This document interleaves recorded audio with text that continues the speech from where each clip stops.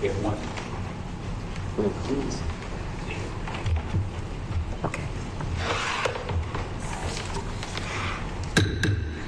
Hey, good evening. Welcome to the Whitman-Hanson Regional School Committee meeting, excuse me, of June 5th, 2024. If everybody would please join me in the Pledge of Allegiance. I pledge allegiance to the flag of the United States of America and to the republic for which it stands, one nation, under God, indivisible, with liberty and justice for all. Thank you. Okay, public comment. I have one. Kathleen Otina, would you like to appear?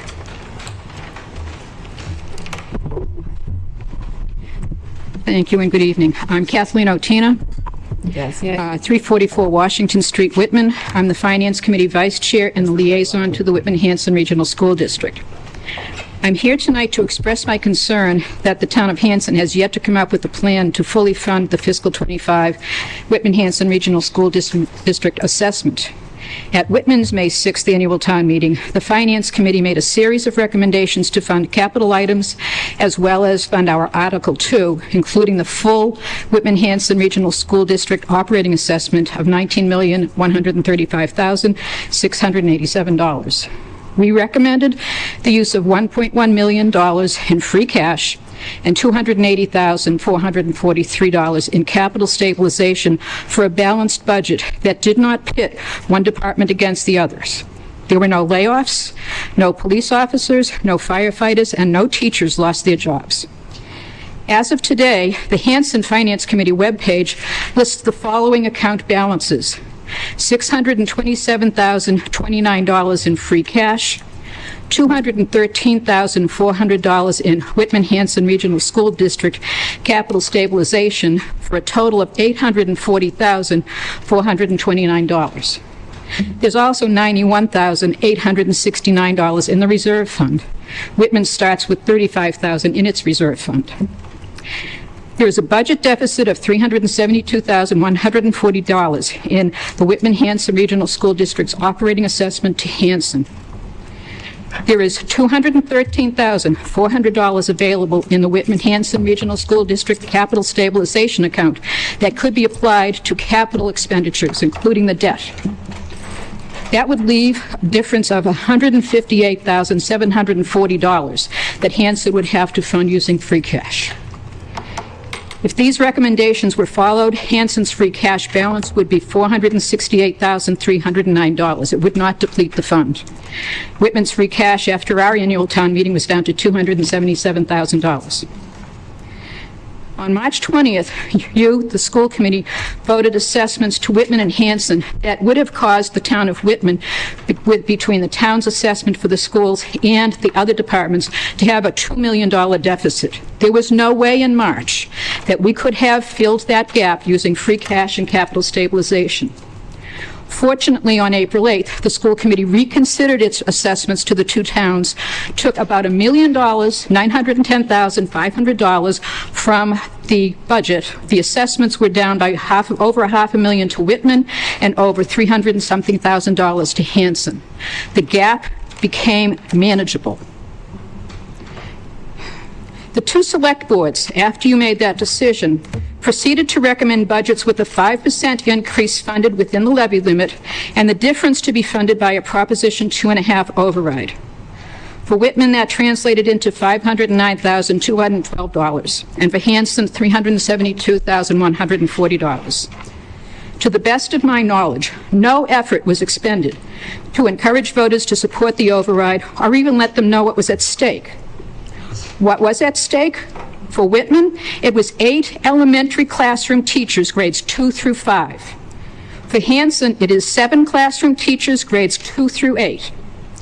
Imagine the outcry if the two select boards were recommending budgets that risked the job of 8 police officers and 7 firefighters. The outrage would still be reverberating. But 15 classroom teachers? People who live in our communities, own homes, pay taxes, coach youth sports, contribute to their communities, worry about putting food on their families' tables and paying other bills, those jobs are at stake, and how many people realize that? I never saw one sign for or against an override as I drove through the two towns. Neighboring communities facing multi-million-dollar overrides had lawn signs for and against their overrides. Excuse me 1 second. An effort was made to educate the public in those towns. If Whitman-Hanson faced a multi-million-dollar deficit, we would not have been able to bridge the gap with the use of available funds. Neither town has that kind of cash reserves, but $372,140 to close the gap in the school operating budget with the use of available funds is doable.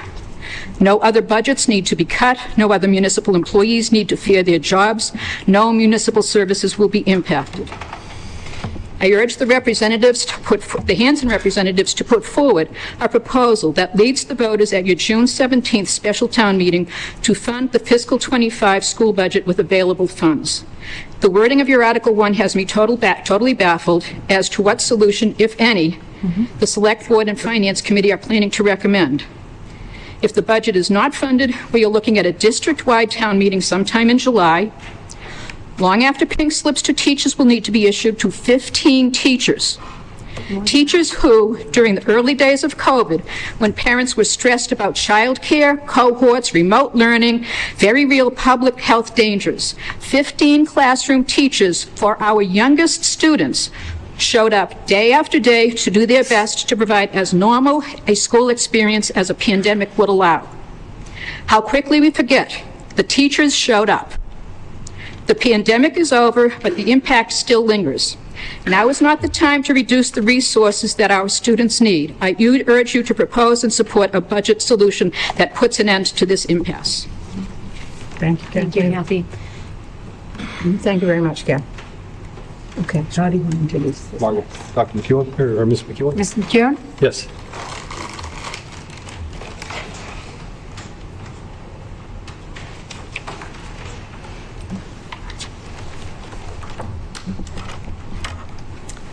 Good evening. Thank you, Jeff, George, Beth, school committee members, and guests for giving me this opportunity to announce this year's recipient of the Dr. John F. McEwen Do What's Best for Kids Award. Tonight, I would be remiss if I did not offer my personal recognition of the extraordinary courage and conviction that the Whitman-Hanson administration and school committee have demonstrated in preparing next year's budget. Believe me, I understand how difficult this process is, whatever the outcome. You stood fast in maintaining your commitment and support to submit a budget that will do what is best for kids. So kudos to you. For those new school committee members and for those guests who are not familiar with this award, let me just take a few minutes to explain its history and its purpose.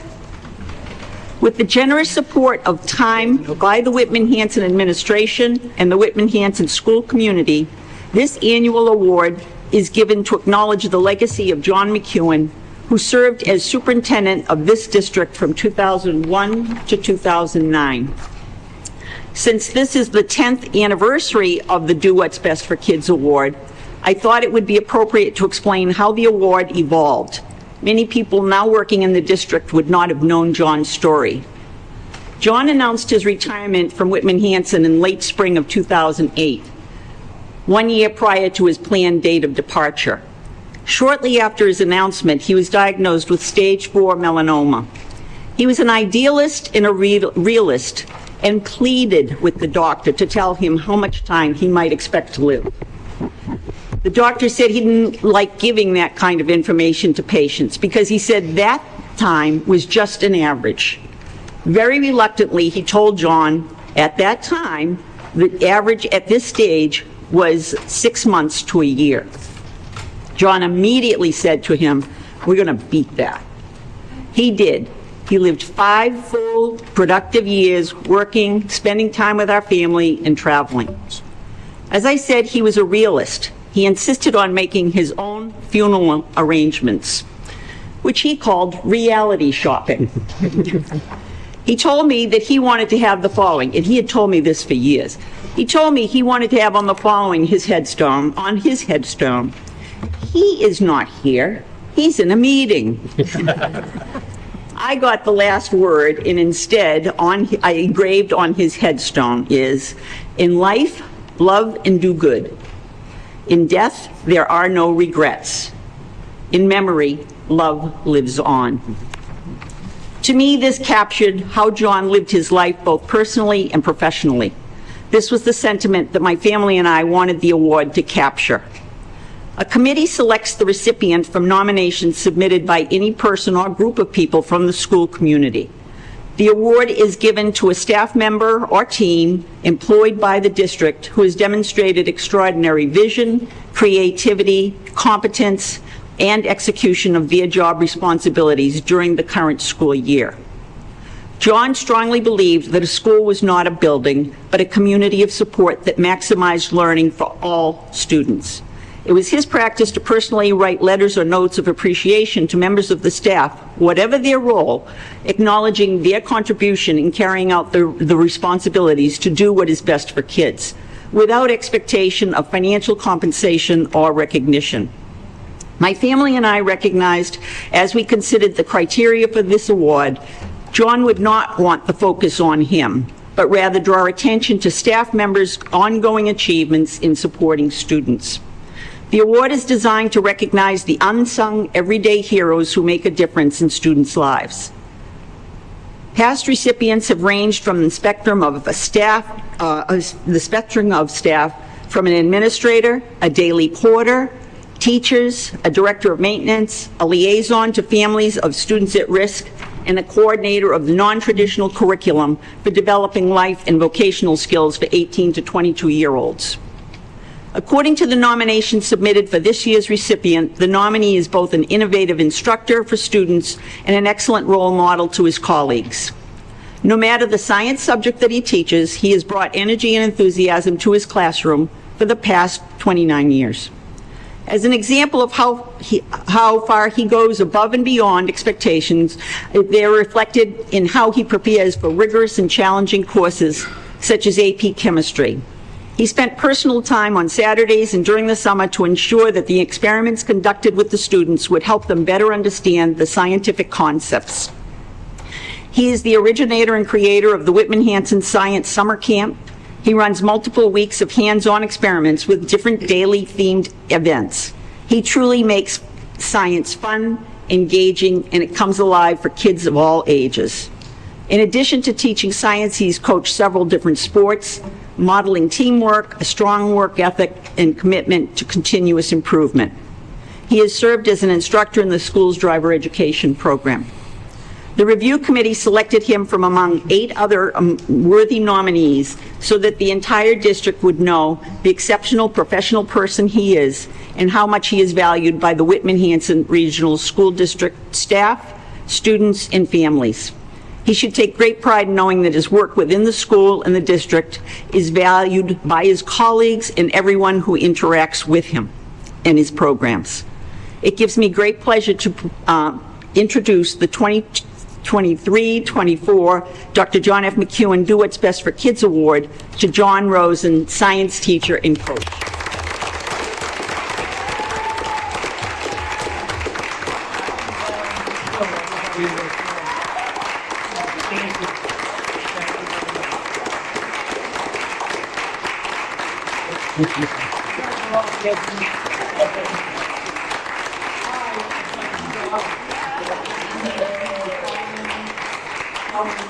Thank you, everybody. As you can stay here. Yeah, gotcha. We all know we're taking you away from something, so hold on. As the recipient of this annual award, you epitomize the best of John McEwen's legacy of doing what is best for kids in the district. In addition to being recognized tonight, John Rosen will receive public recognition at the opening of the school next year. He'll also receive a $500 award that he can use for his own professional development or towards the science curriculum that he leads. His name will be added to the list of previous recipients in the foyer of the Dr. John F. McEwen Performing Arts Center. Please join me in recognizing John Rosen again. Thank you. You don't know what this means. All right, thank you. Thank you. To me, it's the greatest honor anyone could get because I love this guy. He was always one of my favorites, and I was supposed to give a little speech. They fooled me about science camp. Yeah. I wrote down about 200 different activities that we've done the last couple of years. And I remember selling and pitching the camp to John in his office No kidding. 20 years ago. And I put about, 100 pictures, and I stuck them all over 3D boards. And I said, here, this is what we do in science camp. And he's like, yes, let's do it. Let's go. Let's go for it. So this makes me shake. And this is a big honor because he was the best, really. And thank you, everyone. Yeah. Thanks, Sean.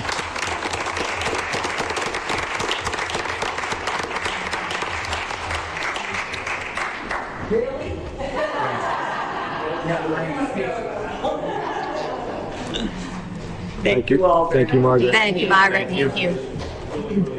They can go. Yeah, Yeah. they can go. Yeah, absolutely. Get them all. John, you have work to do. We'll take a, Get a group photo.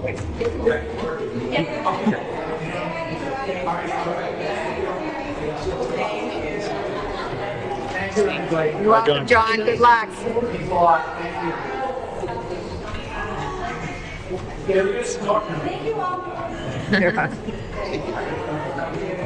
Okay. While they're moving out, we can get back to approval of meeting minutes, please. Motion to accept the minutes of May 8th, 2024. Second, John? Okay. Chair, I have a motion to amend. Sure. And I have a correction, so I want to mention the correction first, and I think it would be a consensus. On page 4, there's 3 circumstances. It says Ms. Seamus Schneeway, and I think it should be changed to Dr. Seamus Schneeway. So just a little correction there on that name. My amendment would be on page 3. I'll read what it reads right now. And it says, Ms. Byers expressed support for the Whitman assessment, but had reservations about how the budget was presented to voters, indicating a complex view on the override. My amendment is to change that to Ms. Byers expressed her no vote on town meeting floor wasn't a rejection of the school budget or the Whitman assessment as voted by the school committee. It was a rejection of how the Board of Selectmen presented it by splitting it into 2 separate amounts. So it more clearly represents the dialogue and the discussion I had.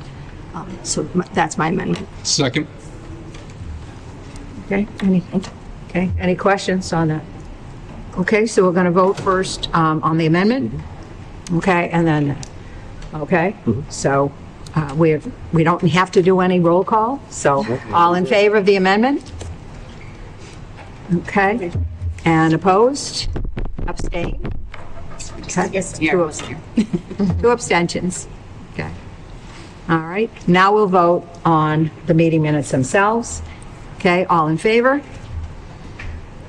Okay, and abstentions? 2 abstentions. Okay. All right, May 20th, 2024. Motion to accept. Second. Okay, done. Any amendments to this one? Okay, all in favor, please raise your hands. Okay, we have 7, and any opposed and abstentions? Okay, 2, 1. Okay. All right, Superintendent. Start with your norms. Yeah, you want me to do that first? Okay. So, just to go over, we have new members, and we have norms that are in front every day, every meeting. This was voted on by the committee last year, after a lot of discussion and a lot of changing of meetings. So the first one is come prepared. We try to get everything to you as quickly as we can. Sometimes it's impossible. For instance, there's a change tonight because, and we'll explain that when we get to that on the vote. No phones being used. I have mine here only because I might have an emergency at home, so it is on silent. And so if possible, we can use that. Yes, Fred, did you? No, I was just gonna Yeah, mention that. because Fred has 2. That I wanted to- Yeah, some of us have to do that.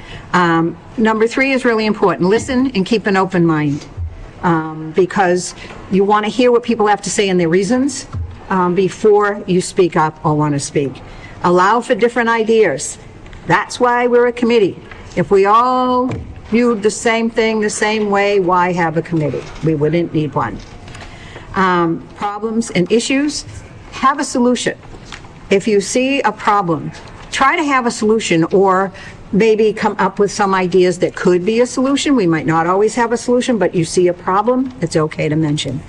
Once a vote has been taken, the committee does stand together, and we're presented, whether it's, unanimous or not, the committee stands with how the vote was taken. And remember, you are one of 10. Please act as a committee. To go along with those, because we have new people, I want to go over a couple of things. Know your job. Okay, we need to know our job. We don't have a lot that we do. We take care of policy, we take care of budget, we take care of hiring and firing the superintendent, but we do not micromanage. That's up to the superintendent and the administration to do their job. If they're not doing their job, then that's our business to take care of with the superintendent. If you want to meet with the superintendent on something important, please make an appointment with Jen to not walk in because they're very busy. I never even go as chair without calling and make an appointment to go. All emails, questions to the superintendent go through me. So put me on the email, I forward it to Jeff, because we have sometimes 3 people asking the same question. So it saves time for them to look at 3 emails with the same information. That way I give it to Jeff, he gives the answer to all of the members. Not just the person asking the question, he'll give the answer to everyone. Make sure that everybody has, so that we all know the same information. So there's not, well, I thought this happened, I thought that happened. That's not going to happen, because it just makes it easier. So remember, they have daily work that they have to do, and they have a lot on their plate. And right now it's still going on because the budget is not completed. So just keep that in mind. Also, make sure you remember that even though we're school committee and we can do certain things with the district, always make sure if you want to go into a building, that you call the principal first. And I can attest to that because I made a mistake in December. I went to Whitman Middle School to see my friends because I retired from there. So I went to go see my friends before Christmas to wish them all a Merry Christmas. And they were having their little luncheon, and I was talking to a few of them. And I said hi to Brandon because I knew him from the school building committee.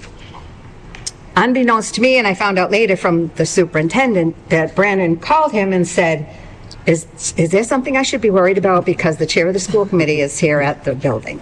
So with that, I said, oops.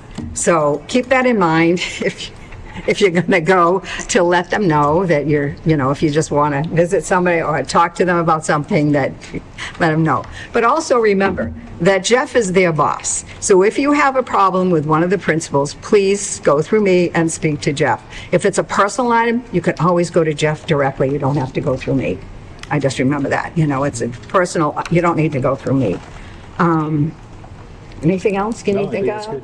No, and I'm more than willing to tour folks around, do different things. It's just, again, we get caught up in want to approach something as it happens.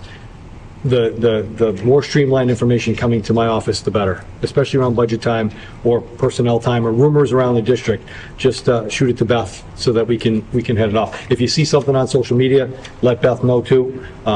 My opinion, thought, you're free to say whatever you want on social media, but it's really challenging sometimes when you engage on social media as a school committee person, because it comes back to my office with different things. So, yeah.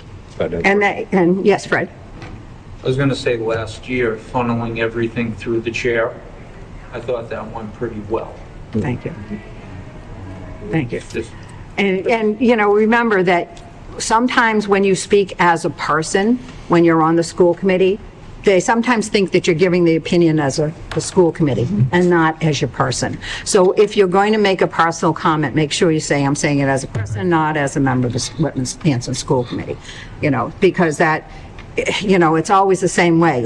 You're always going to be a former member of the Whitman-Hanson School Committee. If there's any problems, you're always going to be that former member. of the Whitman-Hanson School Committee. But just keep that in mind. And just, if you have any questions, please get to me. And I know there's a program that Jeff is charting the course for our new members of school committee to, Take it within the first year. if you're within the first year, to go to. And do we have any dates yet, Jeff? I don't, I have to go on the MASC website to check Okay. it out. June 8th, June 8th is one? and then July something. They usually run it monthly, right? Yeah. And I think March. Yes. Yeah. Yeah. So if you're interested, it's very helpful. It is. Really gives you your ideas of, what your job is and what you can and cannot do. Because a lot of people think there's a lot of things we can do as a school committee. We really can't, and we'd like to, but sometimes, but that's not our job. So, yes, Karen. Question back Sure. to you, or I guess anyone on the committee. So, or to Jeff for that matter. So, is there, I don't want to create additional unnecessary work, but as a new member, are there certain things that are beneficial for you to share with us? Like, would you like to give us a tour, or is it more helpful, like, on an as-needed basis? So as things come up, just Yeah. as far as a tour, we always tour right before school opens, kind of like, hey, here's what we have, this is the cleanliness of the building, we're ready to roll. But during the course of the year, if things pop up, if you're hearing something, more than happy, and like I said in the last email, there were some questions around a special education room. We actually brought the team together, we made some modifications to that, and I think the committee as a whole, at some point, should walk with me, Nikki, the new director of SPED, George, facilities, to see specifically the SPED rooms. Yeah. And the sub-separates, so that when folks complain sometimes, and they will, they're advocating for their children, what they actually are. And it's not, as sometimes people perceive, we put some kids in closets. We don't. And it's good for you folks to have the validation that this is our property, this is what we have, well maintained. And then the feedback from you folks, especially at the ball fields, when people talk, shoot that through Beth so we can address it. It's okay to say, the grass is high at Indian Head because something happened, because then I'll text Mike Driscoll and say, what happened? And he's like, oh, it rained for 6 days and we haven't gotten somebody out there. Those are the things, but, people see things out there in the world, and there's sometimes a reason why something's not being addressed.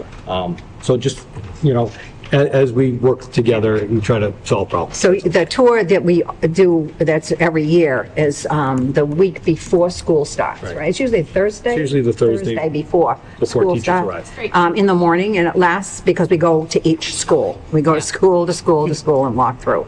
So you wear your sneakies. Yep. All right. And be comfortable, because it does get, especially if you go to Whitman Middle, it's hot. All right.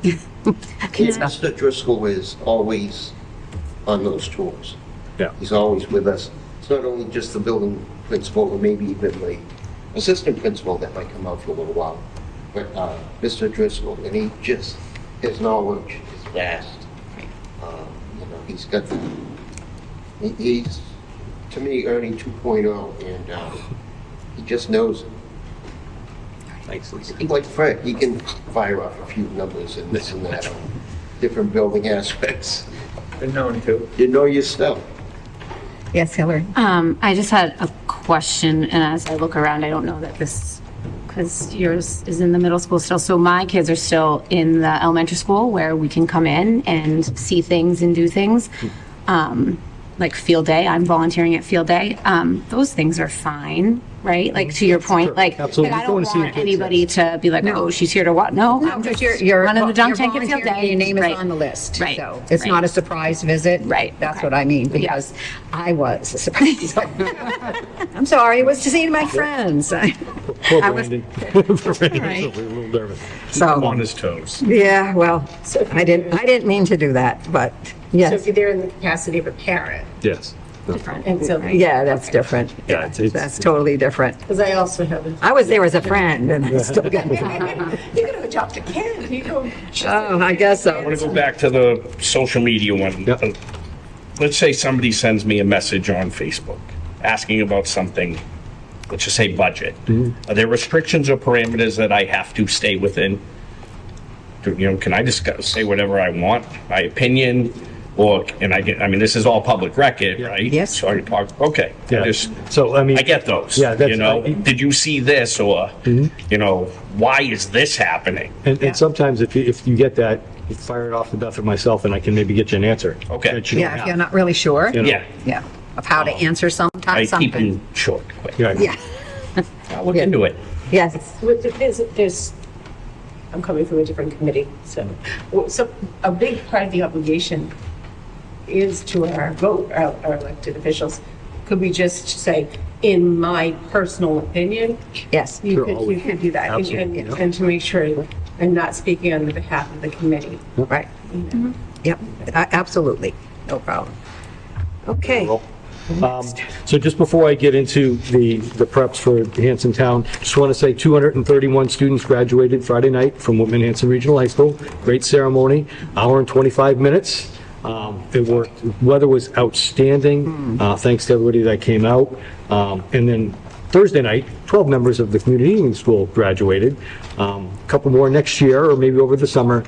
10 were able to attend, but 12 actually graduated, and that was another very personal ceremony for our students. So things are going progressively. We're into almost summer, but graduation was nice. We had good weather. There was no rain in sight. First time in about 10 years that we didn't have to worry about weather. So it was really good. So thanks. And another personal note, Jeff and I would like to thank the Conley Cubs, third grade. We were able to go yesterday and get questioned by the third graders on what our job is for the town. So it was a little more than we expected, because I think we expected you just stand there and tell what we did, but instead they divided the children into groups, and those groups moved along. So you got the same questions, 9 or 10, 9 times. It was great. I tell you, I felt like I was teaching again, right? Yeah, I know. was It is, exhausted. because they- An hour. And they hour had 15 separate minutes was great. questions It was really prepared good. for each It's a lot of fun. job, like ask me if this was my dream job. So I said yes. He said yes. I said no. Teaching was, this is my secondary dream job. But it was very nice, and thank you for the grade 3 teachers. What a wonderful, they did have it so well organized. And state police were there to do something special with the kids Yes, outside they had- as they moved cruisers. through, which was very nice. Yes, Don? Just one follow-up on the norms, and maybe this is along the line of Glenn. When the committee takes a vote, and I know historically I have been on the side of the opposition, if you will, if it's a 9-1, and I support the will of the committee, but there are people who said, why did you vote no, Dawn? Yeah. Right? So Glenn, in that case, you can tell someone, Yeah, I voted no for this reason, but going forward, this Yeah. is the will of the committee, and you support that. So that's still within that range. Oh, yeah, I just- absolutely that is. Clarification on your own personal opinion, and Yeah. you voted that way. That's Yeah, clarification. it's not like, oh, I can't talk about why I made the No. vote. Yeah, you can always explain Always your explain. vote, but Always explain. it's, we're moving forward, and this is what Okay. the majority. Hanson Town Yep. meeting. So a couple things, thanks, Ms. Otina, for bringing it up was the very reminder nice. of the Hanson Town meeting. The budget process has been tedious. I, again, thank the committee for supporting multiple times the budget as presented, the reduction overall as a group, because of some of the numbers that we had presented up front weren't attainable by the towns. Right now, we don't have a budget, so I'm going to talk about two things. Rumor that might be floating around Hanson in some preparation for Hanson Town meeting, and then what happens if, on the 17th, we don't have a budget? Because that's a reality in our district, that if we don't have a budget on June 30th, we now have to make some modifications. So, couple of rumors, or a rumor that's been floating around. I think, and my timeline is off, I don't remember if I spoke to you before I spoke to the Hanson Select Board or after the Hanson Select Board. The last week of May, or the last 3 weeks of May, are a blur because of graduation and this and that, and all these other things. But I spoke to the Hanson Select Board, told us where we were at. I think they were very amenable to having my conversations. We didn't agree on a few things, but an understanding of transportation reimbursement, of special education reimbursement, of costs. I wasn't planning on speaking, I just happened to be there, and Ms. Green said, the superintendent's here, so you want to speak? So I ended up speaking for about, 15 to 20 minutes. But one of the questions I was asked was, how come we hired 31 people with one-time money? And the challenge around that, and that's a rumor, because I will share with you, and you already have it, but publicly, what we've done with that one-time money. And just because we have in and outs doesn't mean that I'm adding positions. Teachers have been in and out since 2021. Maternities, resignations, non-renewals, retirements, positions that have been created are the additional ones, but even through those additions, I've subtracted others. So yes, I think over the course of ESSER, which was a godsend in some respects, but as I've also said, was a curse as well when you're handed a lot of money with specifications around spending it, how do you spend it without making it the fiscal cliff that we've spoken to. And I knew if I went home and turned back $2.5 million to the state, or the Fed, that I couldn't spend it, this committee and the members of the town, so you had $2.5 million to spend, you didn't spend it? How come you didn't do that? So I think we made really effective, efficient decisions to benefit our kids, and you've seen over the course of the year presentations from Nikki and from George on what we've done and how our students are making gains, especially using some of the money that we used in teacher to help those students in the course of interventionist and EL support.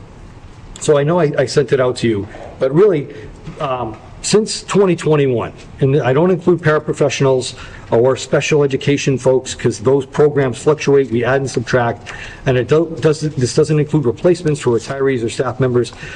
We started hiring 4 district interventionists, okay? But in reality, it was only two plus to the budget because we reallocated people within the district to fill those positions. So it's a +2. We added an elementary education coordinator who since left, and we refurbished that position and that salary to an HR director, which we all know this district needed for years, and we probably put one in. We hired a middle school special education coordinator, Dr. Nikki back there, who we then reallocated when we did a shift of how we do special education supervision in the middle and the elementary to our director of MTSS and equity. Again, valuable, needed position around best practice and supporting MTSS. We did hire 5 building level math interventionists. Now, a lot of these folks were teachers who went into these roles, so we hired teachers on top of that. That's not a +10, that's a +5.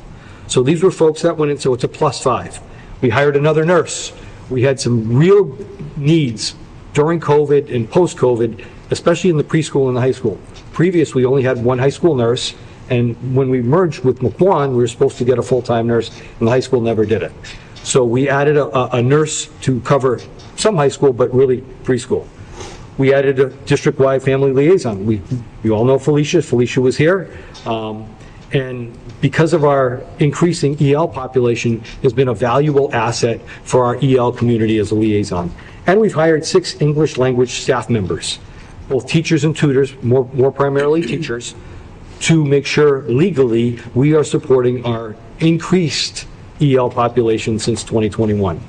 I did hire a music teacher, an additional music teacher, but remember we had that conversation. I had the double Ds, Devin and Dawn, retire, and I took their salaries and made it 3 instead of 2. That's, I think, pretty good budgeting. We hired an after-school coordinator, all grant funded. Now, Chris was a math teacher. He took over the after-school program, the 21st century program that we see every day in this school and Whitman Middle School and maybe in Hanson Middle. His salary is fully funded through the grant, but I had to replace Chris. That's not a +2, that's a wash. And we also hired an occupational therapist within the district that we were contracting out as contracted service, one salary line item to a different salary line item, which was more efficient and beneficial to the district. So really a total of 18 new positions. And then 3 really were an impact, no impact to the budget. Then if we're looking at fiscal 25 over this time, we've lost 7. I didn't replace Ernie and Stephen made a mention of Ernie, but Mike was the assistant. I merged that into 1. We kind of looked at it and said, we only really need 1 person. I probably could use another hand, but we're acting in it and it's working right now, and this is year 2. And we also didn't hire a groundskeeper, and I mentioned the grass sometimes gets a little high. We only have 1 person really cutting the grass, unless I'm taking other people off their jobs to cut grass. And then we had 5 non-renewals and resignations or retirements in this budget. So we're down 7, so a total of 11. Okay, over that time frame, I think all these 11 positions, all these positions here are benefiting our students, and that's what we're here for. and that's what you approved and are supporting going into this fiscal non-budget right now in the town of Hanson. So it's not 31. There might have been 31 people, there might have been 40 people that have revolved through the district since 2021. Again, paraprofessionals are fluid. Special education paraprofessionals, I don't count, because if I have a student that needs needs a one-to-one, that's an ad. I don't have a choice for that. Oh, and I forgot the one preschool teacher that we added a classroom this year because I'm busting at the seams in my ASD room. So I added that position. It's not a wish, that's a need. Explain what ASD is to Okay. people. It's really autism spectrum disorder. It's a small subseparate classroom. So those are the positions there that we've put in since COVID, post-COVID, fiscal 22, but really 21, 22, to benefit the kids. And again, the state gave us 3 rounds of ESSER money. We knew there was going to be a cliff. I think we worked in our office to try to massage the budget as best we could to make sure that there wasn't a $2.5 million end date like some districts. If you look in the enterprise or the ledger in some towns, it's all because of the lack of state funding, or the loss of ESSER or federal funding has really put them in a detriment. We massaged it enough that we could, but we knew we were going to come up with a deficit this year. We did, we made some modifications, but this is the real number of positions. And I would challenge, and I don't follow what's happening in both local governments, but adds and subtracts from local departments, I don't know if they've been added or not. I really don't. I'm just sharing what we have here, because the outside source, and I was asked a direct question about 31. It's not 31. It's really this number. It looks like it's 18, but then when you reduce, you're looking at 11 total positions that we've added since 2021. And it actually started at 35. The number that was thrown around first was there were 35. They did broke it down to 31, but we knew that, I was saying, well, but nice. But I think one of the things that, just to add to what Jeff is saying, we saw the result of doing this to when George and Nikki presented the scores and how they're improving, and that they were even better than before COVID. So I think that that's really important, because that's our job here, is to get the improvement of the kids. Okay. So and just one more thing before the question, and I just want to clarify again, and I've done this almost at every school committee meeting when we talk about EL staff or English language learner staff. We do not house migrants in Whitman or Hanson. These are our students. They live in our communities. They are not coming in from the state. It's not from the governor. These are our students. And people have asked, because I've seen it on social media, and that's not true. These are our students, and the population, as we have presented, has grown incrementally since 2021. Okay, and we need to service those students by law, and it's the right thing to do, and that's why those numbers are the way they are. Yes. I think it's more pointing out something that, and commending you, you had 15 positions you legally had to add, and then you have a total of 11 additional positions. I think We try to do the best we can. I think that's pretty remarkable. I think you essentially worked your numbers quite well. I think you'd have to be making something up to say that you did something wrong. Appreciate that, and that's what we've always done with the budget. We look at what we need, and I just put that legal votes versus best practice, because I think it's something we need to talk about. There's a legal piece, and I did speak to the select board, and I said, these are legal mandates, unfunded legal mandates sometimes. And they agreed, and a few of them who work with special education programs understood. Like, I don't talk about the cost of special ed programs and transportation. It's an unfunded mandate, or a lower funded, unfunded mandate. It's funded, but it's not to the extent it should be. So we've tried to work the budget since 2018 to make it work. The legal is starting to overcome sometimes, and we're not catching up to that. And some districts have it more difficult than others. We try to, again, massage what we can to maintain what we're getting in the classroom. And I will say, this committee and the towns have been very helpful to us, supporting our curriculum, supporting full day K, supporting these things that our students maybe should have had 15 years ago, but now have. And the state piece of it isn't catching up to that. and then you throw in some of the legal mandates, and this isn't all brand-new special education stuff. We've tried to do the best we can to keep our kids here, so there's not the cost of an out-of-district placement, one, plus the transportation to, or an out-of-district residential. So we try to keep as many programs here as possible, so this is the numbers that we have since 2021. Kara? Just to clarify too, so when you have, Jeff, any of these that are listed as legally required positions, so these may be new positions to the district, but when we potentially look at pink slipping teachers or pink slipping staff, it's not going to be those new legally required positions. Correct. They're going to be other That's teachers my and next other thing. staff in the Yep. district. Yep. 100%. Yeah. And that's the other piece as we move into that. Yeah. You know, where am I looking depending on what we need to provide for So if service. people philosophically disagree with a added position on this list, that's voting that down is not Not gonna- eliminating that position. Okay, yes, Dawn. In clarification, when you talk about the title, if you will, interventionist, so in my head, so clarify if I'm wrong, that's sort of the modern day tutor, like a reading tutor / specialist, a math tutor / specialist. Is that So more or less, correct? they're certified teachers. So you have a reading, in the district prior to 2018, we had reading specialists. Okay. Or now we call it an interventionist. We've also added math. Okay. So that with our curriculum too, we're breaking it down so that they can identify the strengths and weaknesses of those students. But all our interventionists are teachers now. the special? Okay, I think my point is that people hear this new term Yeah. and they wonder that this is just a result of COVID again. So we're not in COVID anymore, so we don't need this. And I recall Mr. Farrow giving a presentation that prior to 2018, the district didn't have these support teachers to help students who needed additional support. So we're now presenting an educational budget that includes what we should have had Correct. pre-COVID. So it's not even necessarily a result of COVID, although students' needs have increased. So thank you for And clarifying. when I say legal, it's not legal like criminal legal. It's legal requirements from the Department of Elementary and Secondary Education or strong recommendations. And if you don't get it, when they come and they look and say, how come you're not following the guidelines of what we're telling you to follow? That's why I say legal. Right. People think legal, the DESE police are going to come out. They're not going to come out. But it's a matter of reviewing your programs and if you're fulfilling the requirements that they are asking you to do. You were next. Yeah. One of the things that I think it started this narrative last year when we were through the budget process, is someone looked on the DESE website at the student-to-teacher ratio. And I think it's really important that everybody sitting at this table and everybody listening or listening tomorrow, whenever, understands that that number is incorrect because it takes every person in a school with a license.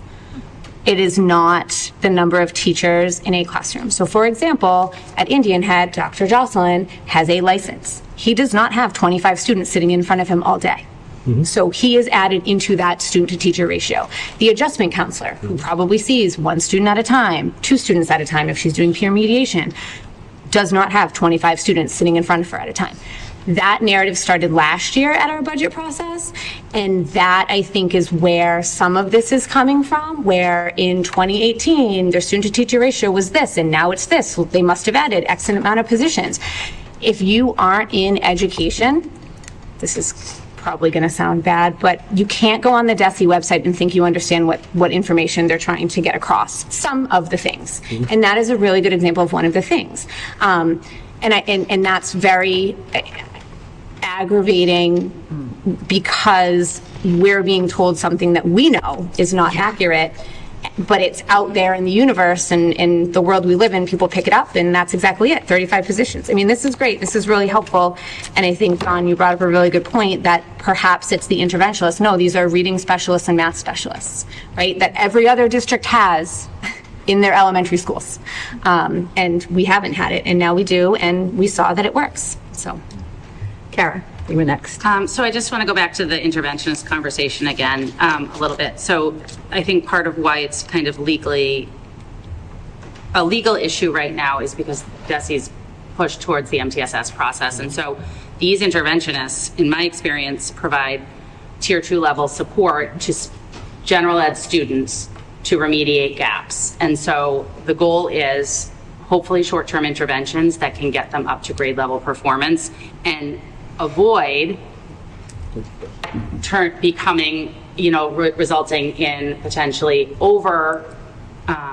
identifying students that don't have disabilities and putting them on IEPs, which then increases SPED costs significantly. So really, the interventionists are an intermediary where we can kind of flesh out who legitimately is someone we are concerned about having a disability, in which case we would want to refer them out for testing, versus who is a gen ed kid who, because of COVID, because of absenteeism, because of undiagnosed ADHD, any number of things, may have some gaps that can be remediated and then brought back into, kind of tier 1 support. So I think, again, it looks like extra staff, but really when you do kind of the cost benefit analysis of tier 2 interventions versus SPED, or overtaxing our SPED system, I think that the costs are significantly higher in special ed. So that's just another thing that I'd like people to be aware of. 2 questions, easy one first. What's the difference between best practice and needed?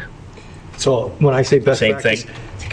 kind of, yeah, we should have been doing it all along. Got it. It's like HR. We needed it. Never had it. It's best practice to That's have what an I HR figured. person, Second one, Hillary's. Why do they use that ratio? It's intentionally deceptive.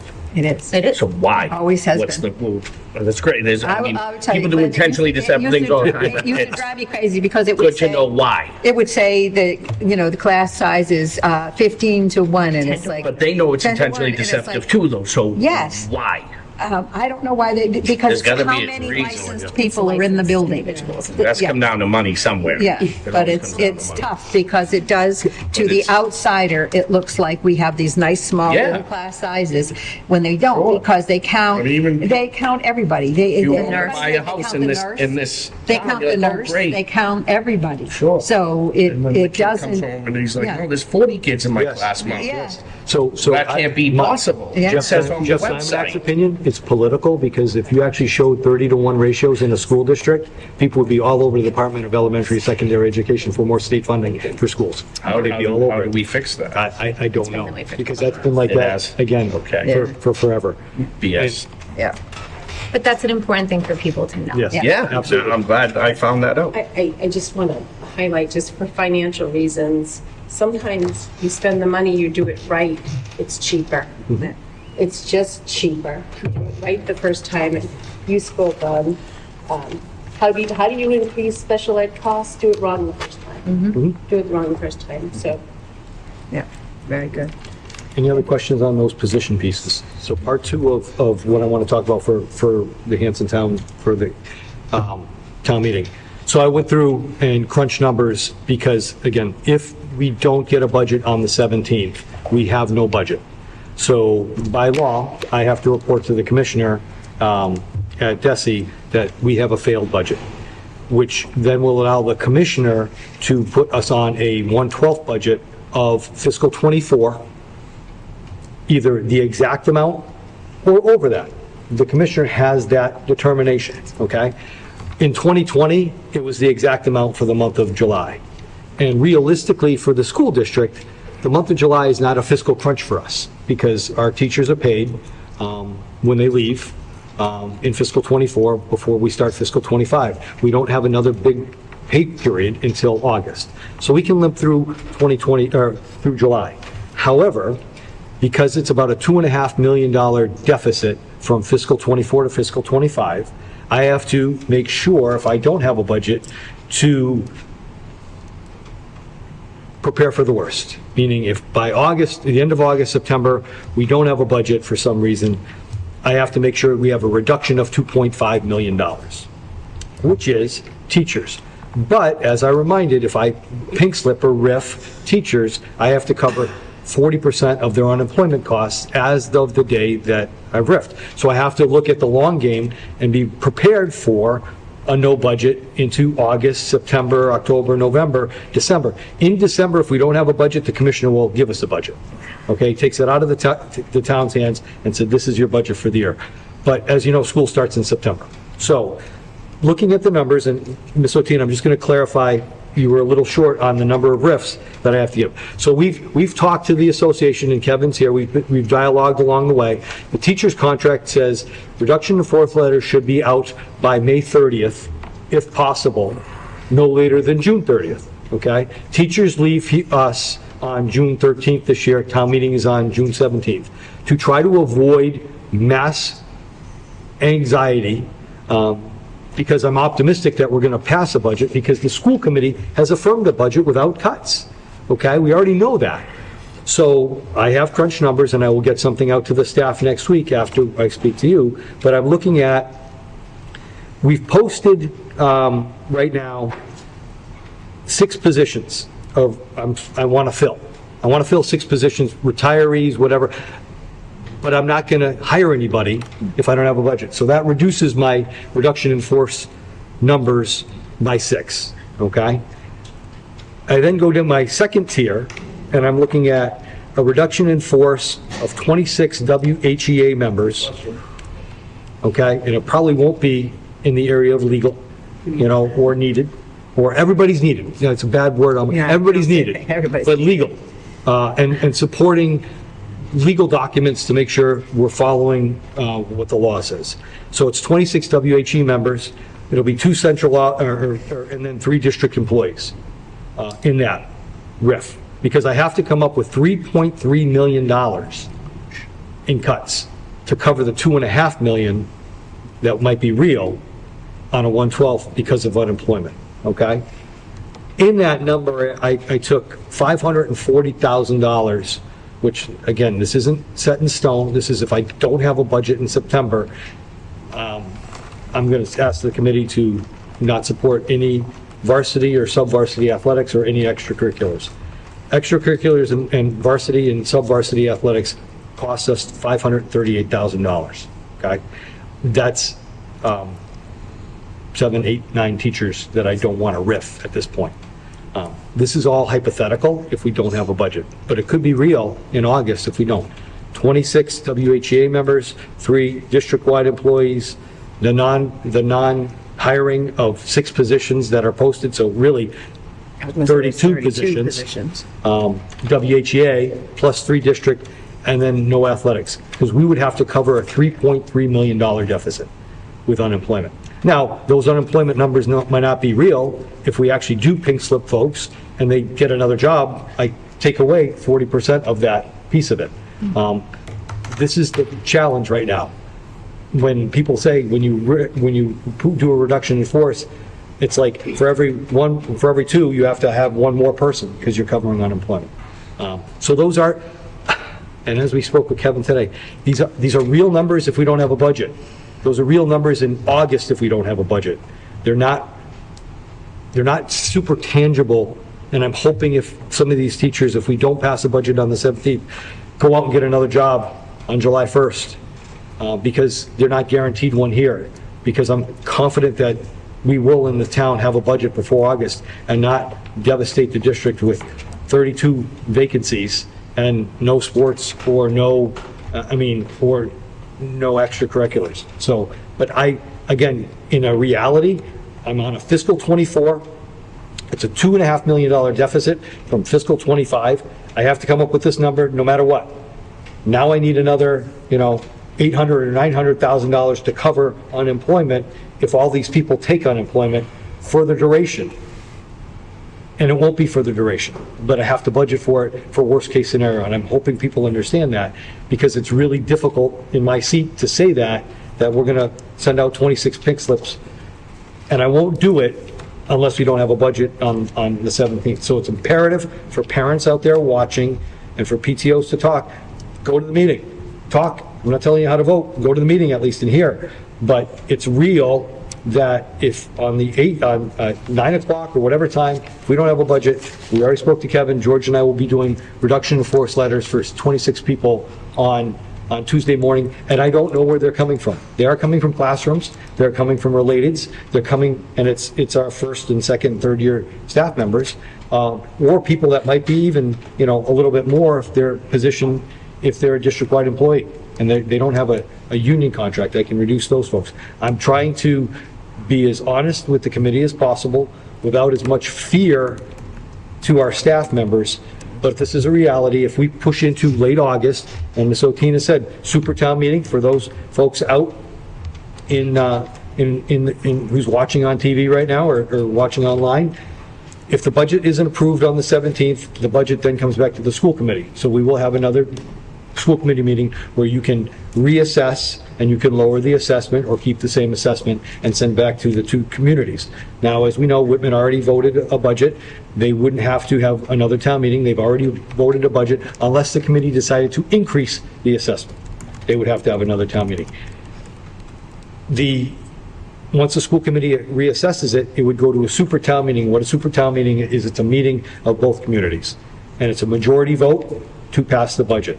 It's not a 2/3, it's a majority vote of both communities coming together all at once, and it's called the super town meeting. And if the budget is voted then, it's the budget that the school committee assesses. And that would be within the 45-day limit once the school committee assesses that, so probably mid-July. Again, July I can cover money, we've looked at it, but if we go into middle of August because the town voted the budget down, the commissioner takes over and then it would come back to the school committee again. And we keep doing that until we have a budget, or the commissioner says, listen, you're not where you should be, and he just assesses a budget to the regional school district, which the commissioner can, by law, not necessarily lower the budget, but increase what was asked for by the committee. Fine, that's a question. Beth. Yes, go ahead. Sorry. Have you ever gone into a school year unbudgeted? Yes, 2020. What's the general atmosphere of the day-to-day life of the students? So Is there a black cloud? It was just July, so we were home for COVID. So this was 2020. Okay, I'm asking September, in class. Oh, no. That's what I say. Have you ever We did not. gone I'm sorry. into a Nope. new school year No. unbudgeted? No. Okay. No. So you made it through the summer. You got it cleaned up before. It was voted at the end of July. However, at that year, we pink slipped close to 60 folks. Sure. Okay. What I will How say many is, you got back? we got most, a couple Okay. foreign language teachers So it left. seemed like a regular year going Yeah, into it did. first We day were- school. we were That's what I'm hiring- worried we were hiring about. How into this will August. actually, I how just, bad it will affect the students. if it goes in, we got a problem. And Right. as soon as people start It'll be leaving, ugly. it becomes problematic. Yeah, people need to know that. You know, these kids matter.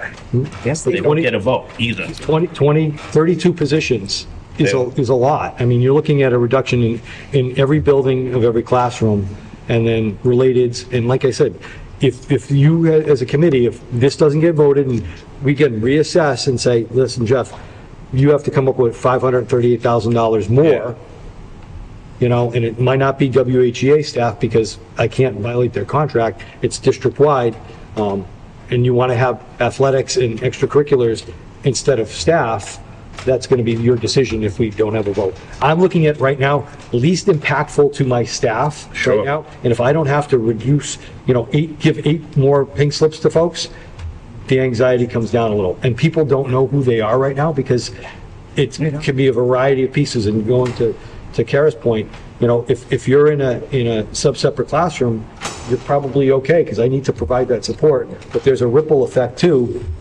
as teachers might be able to bump around. I if have I- one more, sorry, Rosemary. Athletics. Yep. You can cut them completely. Yeah. We have, we can do And that. I don't do that. We don't want to do that. no, of ever. course not. Never. That'd We be- can do that. But you can't, but it's an option. Sure. People need to know that too. And here again, this is not a reduction of the school district's budget. Right. We didn't do this. The school committee's not looking to reduce that and cut that. No, not at No, all. not at all. I just won't have a budget, so I can't, as the superintendent, say, I'm going to cut 8 classroom teachers and have a football team. Right. I love football. I love basketball. I love Yep. drama. I love all of that stuff.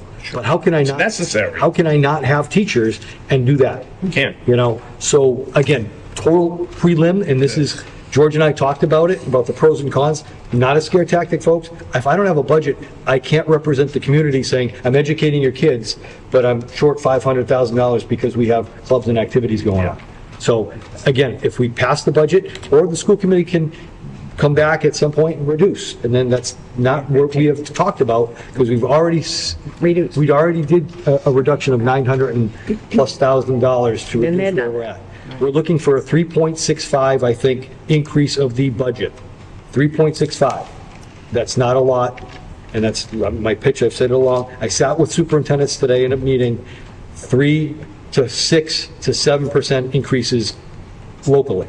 Now, Hanover did not pass their override. Hanover is in trouble. Norton's in trouble, I know that for a fact. But other districts have in their, not agreements, but gentlemen handshakes about what district or what their towns, what their school departments get from their towns. We come in around 50% from both towns, and sometimes a little more, sometimes a little less. This is what we're looking at. Yes, Rosie? Yeah, thank you. I guess a warning to anybody who wants to play chicken. You're still going to lose your, pink slip your teachers and possibly lose them and possibly pay more. And if we can look at Dayton Rehoboth, which was investing a lot more than we are, was only about $1 million in hold harmless, about 2019 budget. We're about $4 million. They ended up, when the commissioner came in, they paid more. Yep. And I'm going to wear my old hat, a finance committee member. Whitman really did what they could to put forward a budget. So if they come back with more, that's going to be hard for Whitman. And if we're talking about partnerships, if the money's there, I would ask that the people of Whitman not risk that. The Whitman citizens did the right thing and supported Hanson. Hanson really should care and support, because they're putting a real risk. And it's not going to produce the extra teachers that you might hope, because Jeff would have had to do that. But they'll adjust the budget accordingly. Yes, Dorothy. Thank you, Chair. I want to make sure we clarify the amount of the assessment at Hanson Town Meeting, because I don't want voters to not understand the number they're voting on. So when we talk at this table about we need a school budget to be approved, it's the assessment number that this committee voted on. So I want to take a moment to read it off our certification here. Hanson's operating assessment is $14,974,735. And I believe right now, perhaps the motion or I should say, if the motion at Hanson Town Meeting is to approve the amount presented at the last town meeting, well, that's not the number that the school committee voted. So I don't know the process on how that the number that this committee voted as assessment will be presented, but it's important to know what number is being voted on, because you can't just say, vote yes for the school. Right. If that number presented, you want to, I know from my experience at Whitman Town Meeting, I voted to reject that assessment on town meeting floor. It's why I amended the minutes earlier tonight, because it was the split number by the Whitman Board of Selectmen. So in order to avoid these cuts, we want to be sure, I would ask Hanson voters to vote for that assessment number. What's the difference in- I would just. It's at 300-something thousand. At 370. Right, and that's the 372,140, which Ms. Ortina mentioned. And to quote her, the gap became manageable. What this committee did to reduce it became manageable for the town of Whitman. They found 500,000 and it's 372,000. We just can't put the risk that superintendent just went on and on.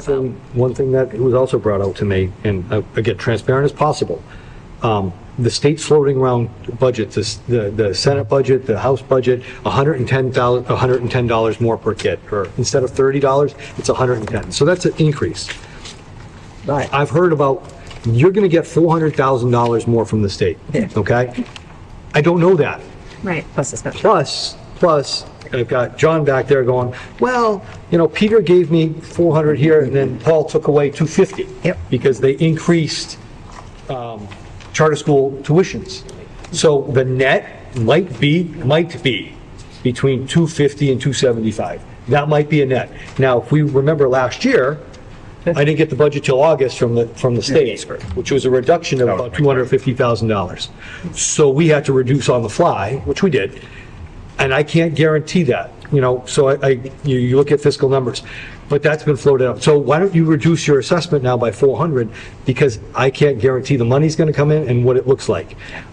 We were both asked to do that. If it comes in, it comes in, and I won't know that until August, and we have to, again, this is my process, and this is why I bring this up today. I have to reduce in force by June 30th, and we go into that, and if we're waiting for the state to do something, I don't know if that's going to happen. and what that really means. Fred? I think we're all beating a dead horse, but I would recommend that if the chair could draft a letter to the Board of Selectmen as well as the town administrator over in Hanson, clarifying, that the position of what is the exact amounts that will be on the warrant. And if they could get back to you in a timely manner, that would, and then distribute that to the rest of the committee, that would be the appropriate way. Yeah, we can do that. And I have been in constant contact with the chair of the selectmen, and floating things back and forth and talking to her to try to get, but it's not just her, it's the whole Board of Selectmen, and then it's the town needs to understand. And reading the warrant as it stands, I was very confused with that warrant. I don't know about anybody else. I was like, be careful. I was like, what does this mean? What are they voting on? And so, yeah, that would be helpful, Just for Fred, and I will do clarification, that. Otherwise, Yeah. we're going to sit here and go round and round for the I next 2 know. hours. Yep, and we're set. One more, And Kara? I apologize because it's been like kind of a busy week personally, a few weeks personally for me. So I'm relying on some, on the Express and some other places to get some of my information. So Beth or Jeff, in the process of the conversations, I know that Hanson Select Board has been really reluctant to use their free cash, Yeah. which I'd like to clarify that number a little bit because I think that I've heard different numbers bounced around. But in terms of the Whitman-Hanson Capital Stabilization Fund, I haven't heard as much talk from them on that. Have you got any sense from them about why they are reluctant to use that money? When I was talking to the chair, it was almost like she didn't remember it and was going to find out sizable amount of money. about that, Yeah. and so that's, last, when I talked to her, that they were going to look at that because that really reduces the amount. And they did not talk about the regular stabilization fund either. That number hasn't come out. It's just been their free cash and that, and we brought up several of us brought up about the Whitman-Hanson Regional. It can be used to help with the budget, so. Thank you. Last question, okay. This we gotta is move also, on. it's a statement. It's more, did you check the law in which that account was made under? Because to my knowledge, there is no school stabilization account that a town has control of. Once they put it in, it comes with educational money. And that is our finance director who has control of that amount. So if we could check that out. Now, So we have to find out what law that account was put under. We didn't- That could be our money. Yeah, essentially. I've done this now 6 years, but I didn't know we had that account was over in Hanson. Yeah. Did not know. There's one in Whitman as well. It's just under a different name. Yeah, so we'll be So checking. again, we will, I think we just need to be represented at So- that town meeting. I'll be at that town meeting. Yeah, Whitman folks, Hanson folks need to be there. I can speak. I have I'll check in with the moderator and I can speak. The one thing, I can answer questions, but we've given and I will say, our budget's on the WHRSD website, under school committee, under budget, you'll find every document that we have. So if you have a question, be prepared. What I don't want to do is give a budget presentation on town meeting floor. Right, and also, this information is going to the Board of Selectmen in Hanson. They have requested this information about the positions, so this information will be going to them.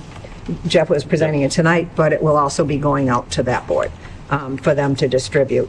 And they wanted it actually distributed at the town meeting, so we're going to be doing that. Can we, I was just going to say. He's going to clean it up, but we're going to have like a little thingy. Can we, and I can volunteer my services, but again, I don't know. I think it's important that there is a handout or handouts or information distributed to people at town meeting. I think the biggest thing that people have no idea about, people don't care about the budget. They don't care. They think we overspend. They don't care. They don't want to hear that. What will blow their minds is when they hear that we only pay this much already. The state says we're supposed to be paying this much already, and we're going to leave it in the commissioner's hands to say, yep, you know what? You're like that is playing chicken, to your point. Those are the things that people need to hear. They could end up paying more. Exactly, and to your point, I understand what you're saying about Whitman, the partnership, but Hanson is saying they can't afford the $374,000 extra. What are they going to do when it's, I don't even, it's close to $1 million. We're like, Hanson was 1.3 million less than what they're supposed to pay to get us out of hold harmless. I mean, what? Those are the things people need to hear. I am happy to, if I don't know how we would do it, but I am happy to put together something We'll put that, an FAQ. We've done not that. even an FAQ because people don't read. Okay. Like, They don't. I'm sorry, they don't. It's got to be something very like here are the facts of what's happening, and these are facts, right? But the process of a super town meeting when Hanson is outnumbered population-wise to Whitman 2-1. Okay, and a majority wins. So there's that. The idea and the real possibility that the commissioner can say, you know what, I'm raising this because you're not paying enough, and now you don't have a choice. The fact of the matter that we have a capital stabilization fund that could do this, because people don't know that either. You know, I think that needs to happen. I wanted to put something and bring it to the ball fields, and then I was like, I don't know if I can do that for like Whitman, but like for, you know, as we were talking earlier about being a person representing a committee, but I do think that we have to have something tangible that people can read at town meeting, because I'm prepared to get up and speak and to light myself on fire and to talk and all these things, but you go to town meeting and people already have their mind made up one way or the other, and it's really the people in the middle that we need to get. Right? And I think that's really like Kathy, Ms. Otina said tonight, like, we need to come up with a plan. We all know. And I think it's so telling, and it's also, you know, it's so telling to the select boards that yes, we did not vote to lower the assessments. We did not vote to lower the budget after the town meetings in May. We did not. And so instead of saying what were they doing, it's because we all sit at this table and we're understanding the process and the way it's working. And we need other people to understand the process. So I don't know, Chair, how we would do this. I mean, the clock's ticking and we need to have something that people can come in and look at and say, okay, these are the facts. Okay, oh, wow, sped tuition increased by 14% and they don't get reimbursed fully for that? Wow. Oh, their state funding went up 0%? Oh, wow. Like, you know, those kinds of some pieces. of those little ones, but they had specifically asked for this information because that seemed to be the sticking point, was the 31 positions. So that's when I asked Jeff, can we come up with this? So at least give it to them and then we can, you know, do something better for the town meeting. But I think select board is meeting next week, right? I think. Yeah. Okay, guys, we need to move on because we have a bunch of things. So I think Can I just, around the norms, ask a question? Yeah.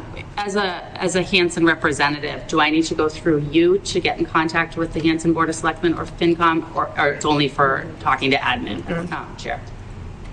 No, you're on your own. Okay, I can do my own. Okay, I just wasn't sure if that's You're the no, apply there. official. No, that, You're an elected you're official. an elected Okay, perfect. official. Thank you. I've done it plenty. Okay. Yeah, no, I have too, so if it's wrong, then we're all doing it wrong. Thank okay? you. Just wanted to We're clarify. all on that. You can go Okay. down into the committee. Okay, so now we're looking for some volunteers for the committee. First, before we do that, Jeff, would you explain which ones you are already on? Because a couple of these you are already on? Are you?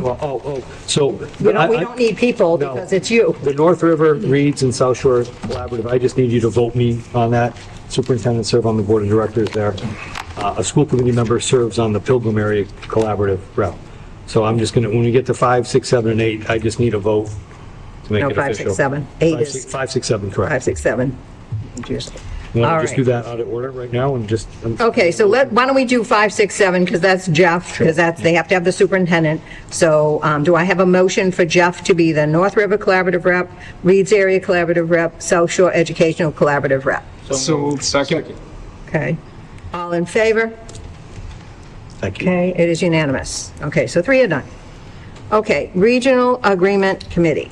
Okay, we just need We need a Hanson rep and a Whitman. a Hanson rep and a Whitman rep. So, Fred? As probably a member of the original or the last agreement committee that went through, I would consider it an honor to be on this committee. Okay. If we have more than, we have more? members, or is it? One. We have one voting member. Voting. One voting member. Yeah, the voting members are a select board member in Hanson, a select men in Whitman, and 2 school committee members. I sit on the board, or on the committee, George sits on it, Director of Business sits on it, there's a finance committee member from both communities, however, there are only 4 people that can vote. Oh, I'd like to be on this committee, and one of the things, the reasons I'm going to be asking is that there was something that wasn't caught at one of the other meetings where it was asked that the selectmen have final say. Essentially, if that goes through, there's no need for a school committee. Right. We'd be in the same thing. And because I do have a keen ear for those financial things, understand the law, I would be a good person, and I would ask if we want to maintain those things that, and I appreciate that. so Thank you. we vote. I need one person from Hanson, one I'll person. do from Hanson. You will do Hanson? Okay. You could All right, do so we a have the Hanson. Okay. This is the one usually that I can't pack with everybody. This is what we set up for the regional agreement Okay. last time. So should we vote I think then? the only fair way to vote is. Okay, so we'll vote, yes. Can Rosemary participate as a non-voting member I'd like to be when a she voting has that knowledge? Yeah, I think people I'd like to be a voting member. She really. It's an open- It's an open meeting. I felt that I learned a lot in 2020, just based on going through that whole process. If she can offer that opinion or whatever as a non-voting member, She wants to vote, though. Yeah, I'd like to vote. Oh, you'd like to vote? Yeah, Yeah. I'd so, like to vote. yeah, so we need to take it, we need to take a vote. To vote. We need to take a vote. That's what I'm saying. Okay. So, should we do it like we do the regular? I mean, I do a non-voting, but I think that's what it is. first but person, I- 6. Good. Yeah. I would have caught that. Okay. 60. All right, so Fred was the first, so if you want to vote for Fred, you say yes, that's first time around, and then we'll go to Rosemary if he doesn't get the 6 votes, okay? Fred? Yes. Kara? Yes. David? No. Okay. Hillary? No. Yes. No. Yes. Yes. And I vote yes. So that's 1, 2, 3, 4, 5, 7. So 7 votes. So Fred is the voting number. I think it was 6 to 6. 4. It was 6-4. 6-4, sorry. Where's counting? Here. Okay. Okay, discussion for the middle school building committee, and Fred would like to speak So on are you this. doing the non-voting member next? You can You can just. attend. You can just attend. Oh, you can just attend. Yep, so I'll put you on. we'll just make sure that you have the information. It is important to No, still have school we committee can have a school committee member there is not part of the, Because there's only 4 voting members, so all those other people aren't voting members. So there's a lot of people there who aren't voting. you can be part of it. Only Thank you so 4. much. No problem. Yeah. Okay, so next, Fred, would you like to speak on this too? Because I know, This committee functions a little bit differently than all other committees. It's an entity of the building committee itself, not an entity through the school committee. We currently have 3 school committee members. We are required by MSBA to have 1. And quite frankly, I'm trying to do what we can to lower the quorum, because we've come very close a few times to not having a quorum, so to speak. Something that I am going to take up next week on the, at the building committee. But if I was taking it up, we have a facilities person that we have to put on, and we have Mr. Scriven to take off. So right now we're status quo. To put another one on, I think would be problematic. If I was going to appoint someone, I know Mr. Boyce has expressed interest, and I would acquiesce to him, the fact that he's been on Capitol, et cetera, and go from there. But, I'm looking to reduce the size of the committee. All the hard work's done.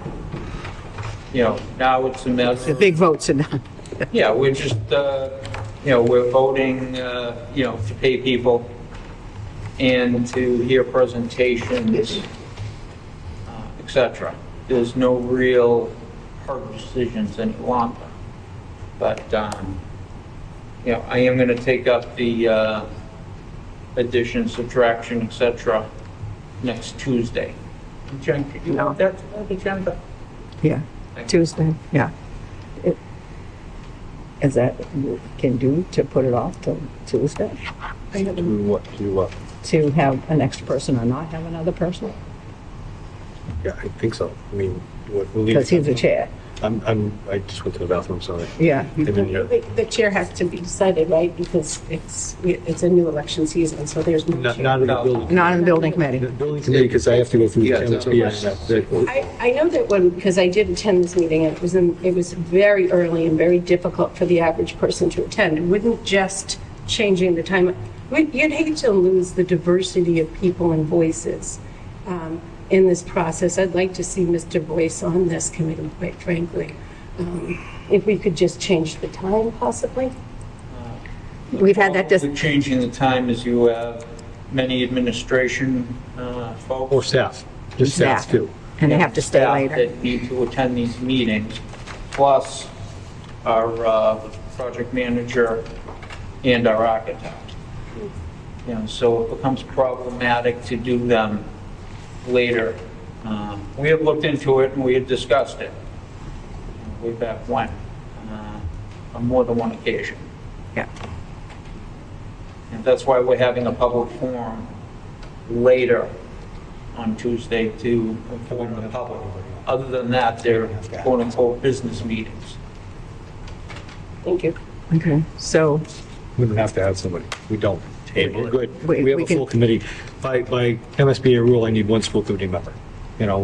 We've had fluctuation through that. And people have ebbed and flowed. I mean, this committee is not the same committee that started in 2019. So it's different. So it's up to you folks. I'm good.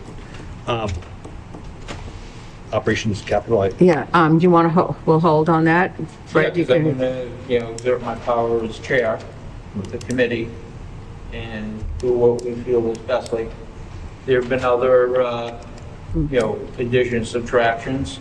but we know that Steve is interested, so Yeah. we can, It's still bad. How's your time? Could you make the time? Yeah, the Tuesdays, I'm working from home, so so you're, anything to get me It's good to away do from the it. kids will help. So oh, see, so he'd be good. so we'll bring it up on Tuesday. I think that's fair enough. Fair enough, and put it on the agenda. Okay, operations and 3 or 4, capital? It'd be great, just so that if 2 people, if it's only 3, 2 people show up, it's not a quorum. Yeah. So 3 or 4. 3 or 4, yeah, I know, because we had a trouble last year, because a lot of, yeah, because, I like the operations. and okay. How Steve? many people, yeah, we need We, 3 or 3 or 4, 4. yeah. I thought you were saying the number's 3 or 4. That's operations people in helping the policy. Anybody else want to do it? I have a question, Chair. So we have operations and then policy. Yep. There's 3 I recall that aren't on this list. So warrant, subcommittee, used to be a subcommittee. Negotiations, which will be upcoming, so perhaps you're planning that Yes. in the future. Yeah. But it's something to discuss and consider Yeah. as far as balance in the committee. And budget subcommittee, which we've had the last 2 years. Right. Now, last year, budget subcommittee met twice. Then there was a discussion, circumstance, and question over questions being asked on the budget, and it never met again. And it was never talked about. And I think whether it's resurrected or it's not, I think the 10 committee members should have a discussion about that, because we're not getting out of these budget issues every year, budget. Well, I think one of the, yeah, I think one of the, I'd like, before I commit to Yeah. ops and capital, I want to sort of have a greater discussion over those other 3 committees. We could. So I spoke to the association. They're going to send us a letter to intent for negotiations in August. So we could do that we tonight, could do that tonight as well. and put that on there, so We don't have to wait till they actually start. You can do that. And it's up to the committee if you want to resurrect the budget subcommittee. We didn't have a budget subcommittee. A lot of the complaint, because everybody wanted to be involved in the budget, and they didn't want a subcommittee of working it. They wanted, that was some of the complaints from some of the other So we members. did, last year, we did vote, and we had members appointed to Budget Subcommittee, and agendas didn't get posted, so. All right, well, let's- There wasn't, let's I'd hold like to that to a clarify that there was not a discussion last year to dissolve it. Yeah, It just didn't meet. Yeah, so we'll have that discussion then. Yeah. Okay, so we've got, I'm looking for, so you're going to have operations, capital, and negotiations. Can you clarify what the roles of those are? Operation Capital Subcommittee meets usually the hour before school committee. And they. Every other month. Every other month, the hour before. And you listen to what's going on with technology, what's going on with the facilities, repairs, things like that. And then you present to the chair of that committee, the subcommittee, presents to the school committee what's happening around the area.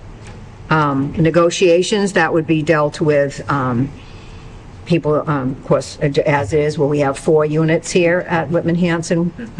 We have A, B, C, and D.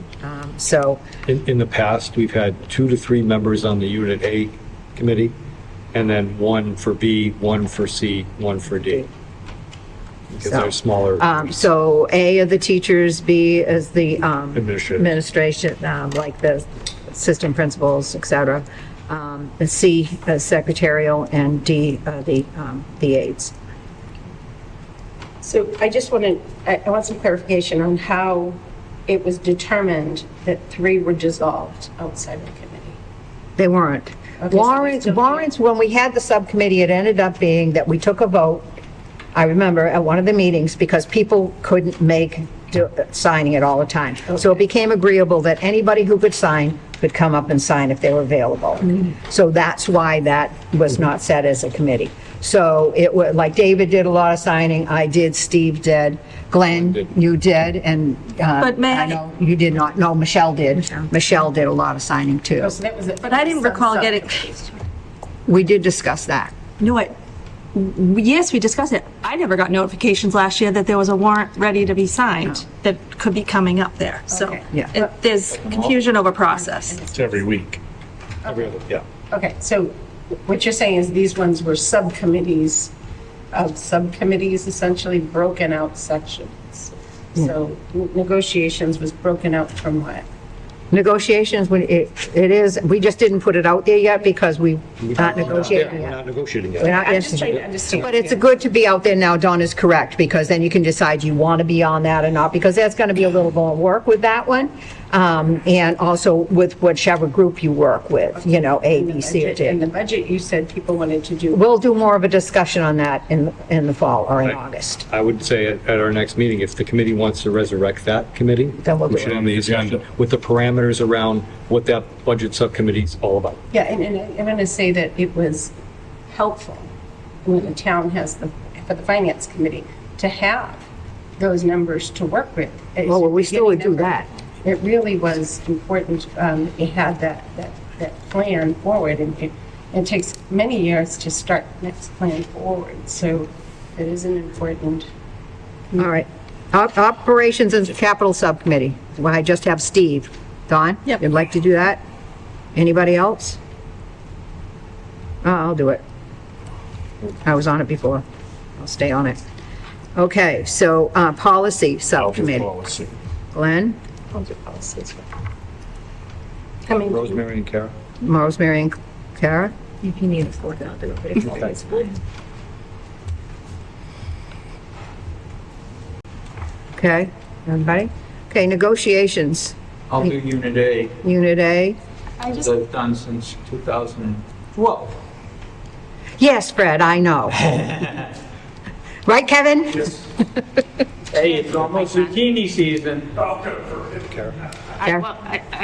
just don't know what in terms of You could do ethics it. restrictions I You're, could do. you're a teacher, but you don't teach, and you don't have. You don't teach you in have this, any- okay. Any spouse, parent, people in district, right? Now, you can still, if you do, but you have to recuse yourself from certain pieces. So we had a former member whose wife took dental or. Right. But she doesn't have any of that. Former chair's mother took dental, was retired para, so he had to be very careful about what he negotiated. I'm not volunteering myself quite yet. Is that okay? Can I take a look for a second? This committee. Okay, I just want to process for a second. If we don't fill it right now as Thank we you. go along, Yeah, I just need a little more that's time to think fine. about it. So Thank you. is there anybody else who wants to do Unit A at this time? How about Unit B? One person? Okay, all right, so then I want you to be thinking of this, Unit C and Unit D. D. Which one you want to do? Oh, I was Vitamin going to D. say D. D. Oh, you want to do? I was going to pick D, yeah. I can go C. You want to C? See you the Dawn. secretary. Dawn, Special person over there. I want you there because C is the work secretary. it. No, What are you saying? they're a little close. Sit up, huh? Do we have B? Anybody for B? Nobody for B. No one else will do it, I really What, don't know. what is B again? B is the administrators. Time-wise. B is a. B is the administrators. Assistant principal, thanks. You could do both, Garrett, too. You could do A and B. if you so choose. So Let me think on this. All right, okay, we can hold off on we it. can hold off on that So we anyway. have, because we're not going to start until September. Yep. Okay, so that's it. A Okay, Pilgrim vote. oh, Pilgrim area. Mr. Boyce, Yes. you're volunteering? Nominate Mr. Boyce to be the representative of the Yeah. Pilgrim Area And Collaborative. for those who are new, Steve has done it for years, Yeah, so. You're it, Steve. We don't need to vote. don't need to vote it? Nah, That was good. it's Send Dr. appointed. Thomas a It's letter. appointed, Yeah, we will. Thank you. Safe routes. yep. George, you're up.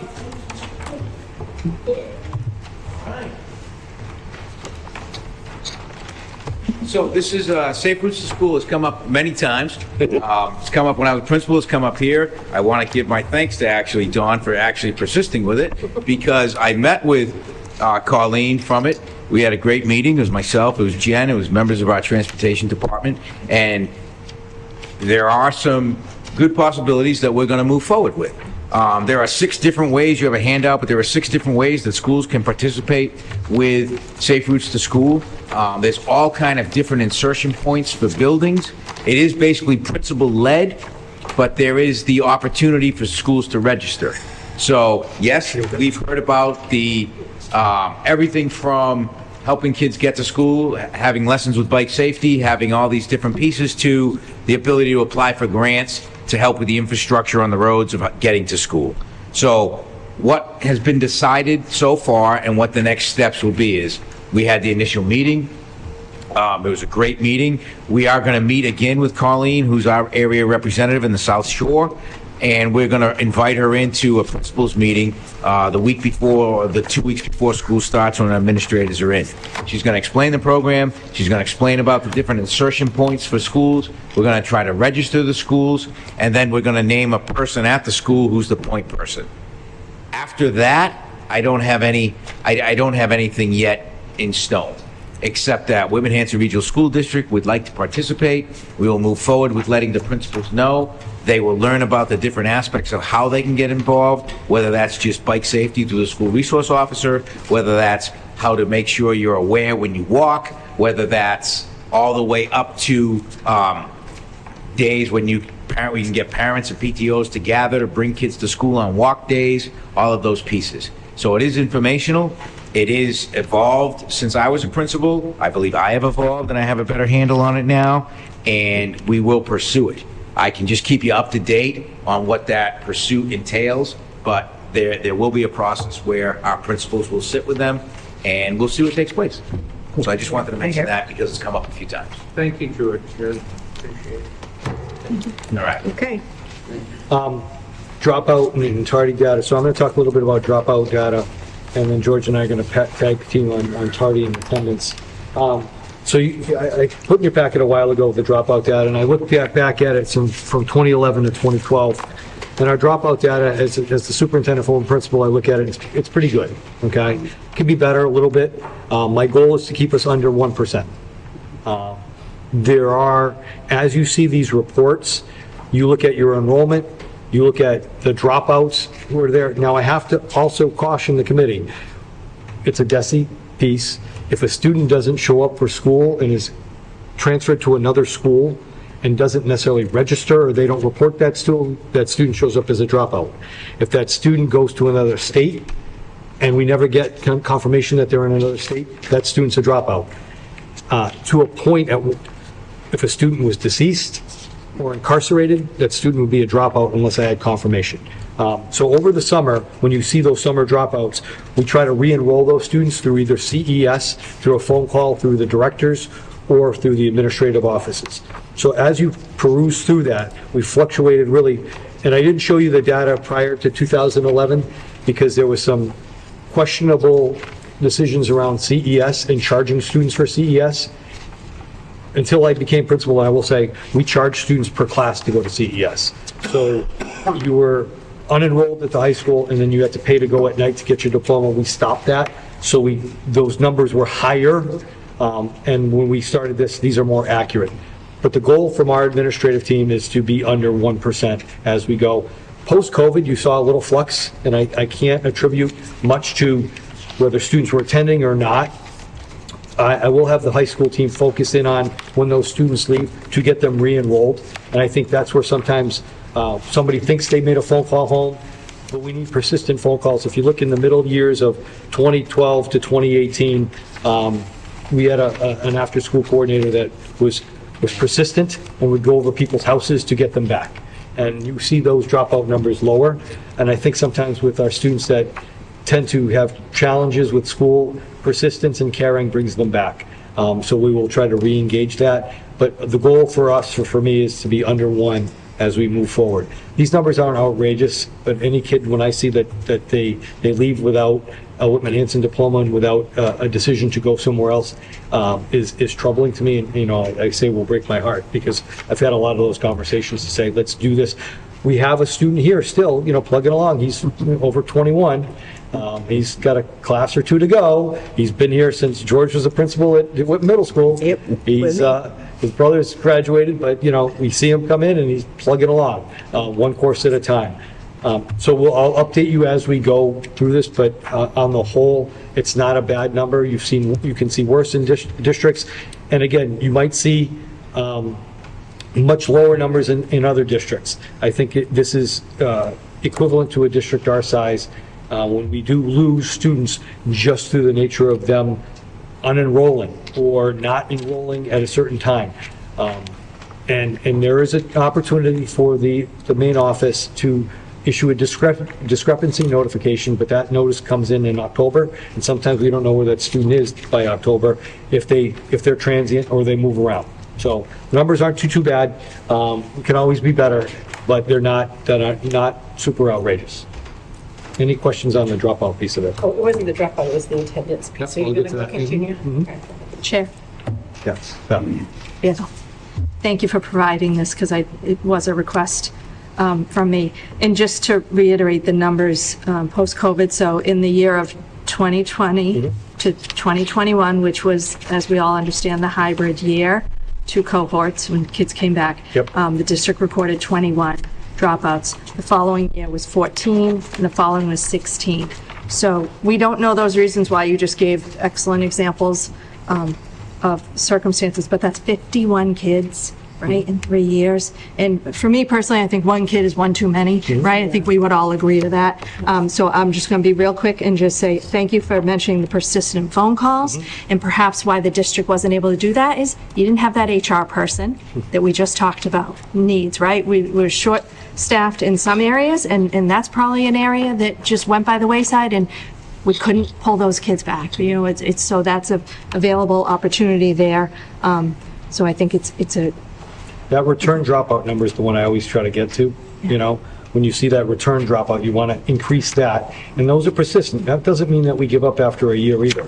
And post-COVID was different. It is different, and whether or not students were engaged in online learning from somewhere else, and we just don't know.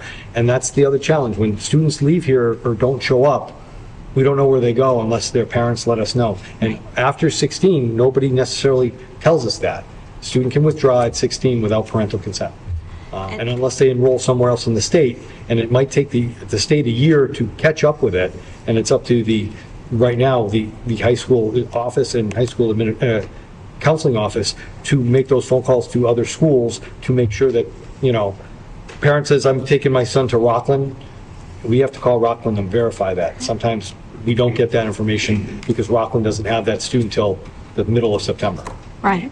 So in closing, I'll just add that the culture we offer here keeps kids here, the programs we offer, right, the extracurriculars, the athletics that we need to continue offering so that kids have a reason that they want to come to school. And then we also set policies which can help kids remain in school, and I'm talking about depression and anxiety and so forth. And yes, I'm going to mention our start times, right? Because kids can have a difficult time and may not want to come to school when it's so early in the morning. So, any other questions on dropout stuff? There's a comment. I don't know if anybody is following Brockton, but there is a push to raise the dropout age. And I did make some calls to people over there. If anybody wants to talk to me about it, they want some people behind them.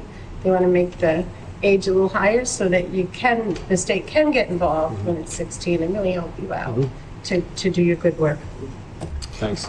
So attendance data in tardies, George and I will talk a little bit about this, because we are in the process, we ran a couple of different reports, and in our codes, especially across the district, aren't equivalent. I have about 30, 40 codes at the high school for absent, absent tardy, or absent with a doctor's note, absent this, absent that. So our absent numbers are pretty okay because we skewed the codes to just absent, but our tardy numbers are varied, and we're trying to drill down to see exactly why. So if you look at absences across 21, 22, and George will talk a little bit about tardies, you see the difference, and that means that a student is absent from school. We look at the numbers of kids that attend school, and the high school numbers are really by period. It's not, or did we change it? No, we changed it. So if you look at the absent periods across the board, at all three schools, they track pretty well with the student population. The issue we have is that we have had our system Infinite Campus since 2008. We were the first people in Massachusetts to have Infinite Campus. And as a result, Infinite Campus allows certain people to customize. So when you customize Infinite Campus, you get the ability to say, you're not only absent from school or you're tardy, but then you might be absent but come in before 11. You might be absent and then get dismissed for sports. You might be absent. So we're in the process now of going back to the state regulations to match them up with what we have is called school status, which is another system we have, and then this Infinite Campus. So when you look at the absence for all three schools, Hanson Middle, Whitman Middle, and the high school, those numbers are correct, and those numbers are just pared down to the number of absences that students had in those years, period. Obviously, there are multiple students, the same student involved multiple times. The anomaly becomes is when you look at the tardies. George, can I just stop you for a minute? On the absence too, folks, if a student's out for a hospitalization, they're marked absent. If a student is incarcerated, they're marked absent for the year. So it doesn't mean that, if you look at the average, it looks like at Hanson Middle School, every kid averages 10 days. That's not necessarily the case. We do have, and we've encouraged since post-COVID, if you're sick, stay home. We have said that without penalty. But long-term absences, medical absences, surgeries are all listed under that guide. So it's, you look at the average, but those are all in there. We don't have a separate code for those. What's the accuracy? Because I've gotten 2 phone calls this year that my son was not there. Yeah. I dropped him off. Yeah. Watched him walk in. Yeah. And I called, and then I go, oh yeah, we found him. Yep. I don't know if he's hiding in his locker or.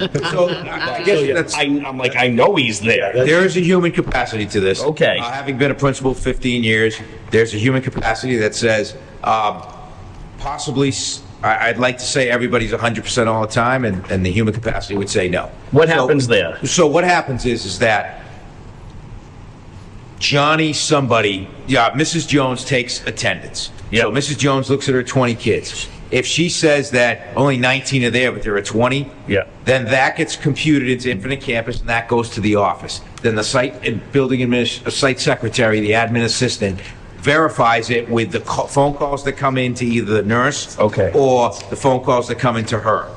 then makes the adjustments to say 19 of 20. There's a good chance that they missed your child. Then that phone call goes home. That's what I'm asking. And then you verify that, and they go in and change it. And they change it. Some So of the he things isn't, that are- some at of the the end of the things- day, he's not absent. It's not absent. And some of the things that have taken place is, in the absences, we're pretty secure that the mistakes take place. Now, the mistakes are corrected.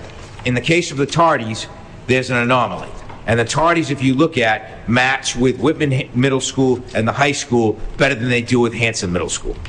And you then have to get into, is that a human aspect, is that a system aspect, or is that a school aspect? So we're only hypothesizing right now as we get to the bottom of this and we streamline Infinite Campus to the rest. Hanson Middle School, no one walks. There might be 2 people that walk No, ever. no one does. No one rides a bike.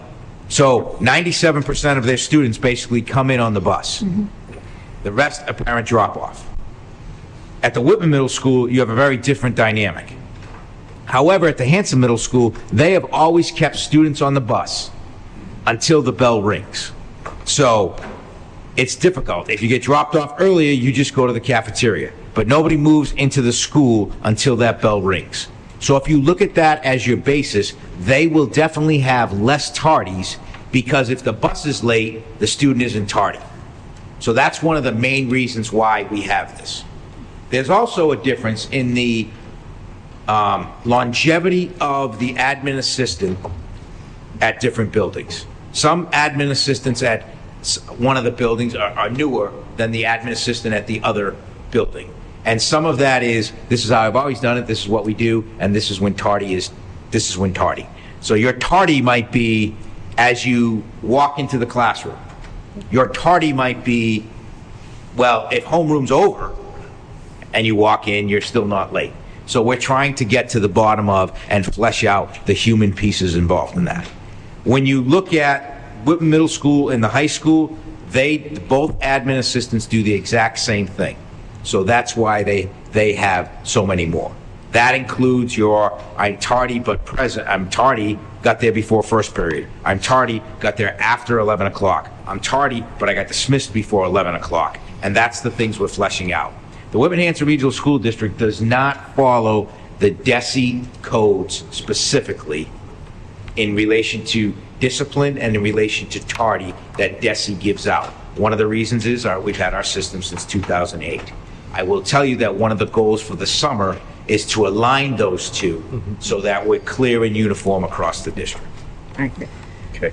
Yes, go ahead. George, what, by DESE's definition, what is a chronically absent student? Is it 16 days per year? Chronically absent is after 15, you have to, so after 5, you have to have the letter that goes home to the Yep. family. After 10, you have to have the meeting. After 15, you may move if you'd like. If there's nothing that you know about from Yep. medical or anything, or hardship at the home, then you would move to, you could move to a child in need, the old CHINS, which is Yeah, now. 51A. Not a No. CRA, child requiring assistance. Yeah. It used to be called child in need of service. So I don't know if this would be for a future meeting, but because I'm in the classroom and I can tell you my human error on attendance is exactly the things you talked about. I think seeing the chronically absent data, I think that that's more valuable, and then trying to determine, and that's not our task, but looking if we have a huge population of students who are meeting that chronically absent. And I know at the high school it's different because it's per class, not per day, whereas, I guess at the middle schools, it would be similar to that, yes?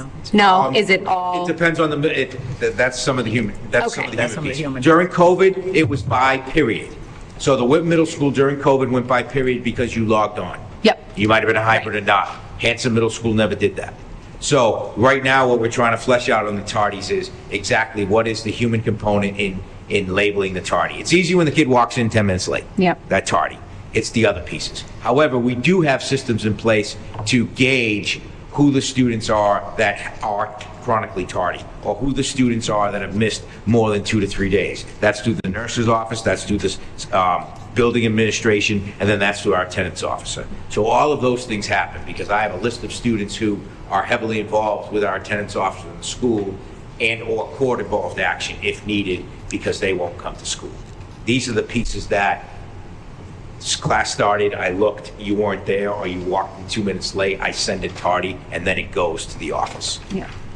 So, But I was in the bathroom. great, but I guess I was talking more about the full absences and just seeing Who's chronically out? the chronically absent numbers, I think would be, because to me, like I got an email because my kid was out with the flu for 5 days, right? Like I know, like there's not an issue. Sure. But are there students, and there probably are, who in the elementary schools are chronically absent? Yes, And there then are. what are our, speaking to budget numbers and our interventions, things that, like, I think that would be helpful data, perhaps, if this is what we're continuing to look at interventions, just to dial it down. Because if you say to me this year, 2,800 students were absent, or 2,800 absences. Right.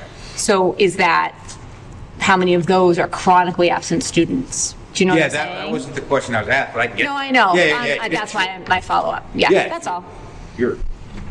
Jeff tells me what to do, we'll do it. I was going to ask before I was waiting for the charting. I can't help but notice this falls in line with the American Pediatrics sort of warning about early start times. And we start seeing at the high school level more tardiness. And I don't know if it correlates, but I can't help but notice it. And we start seeing those high school kids being tardier.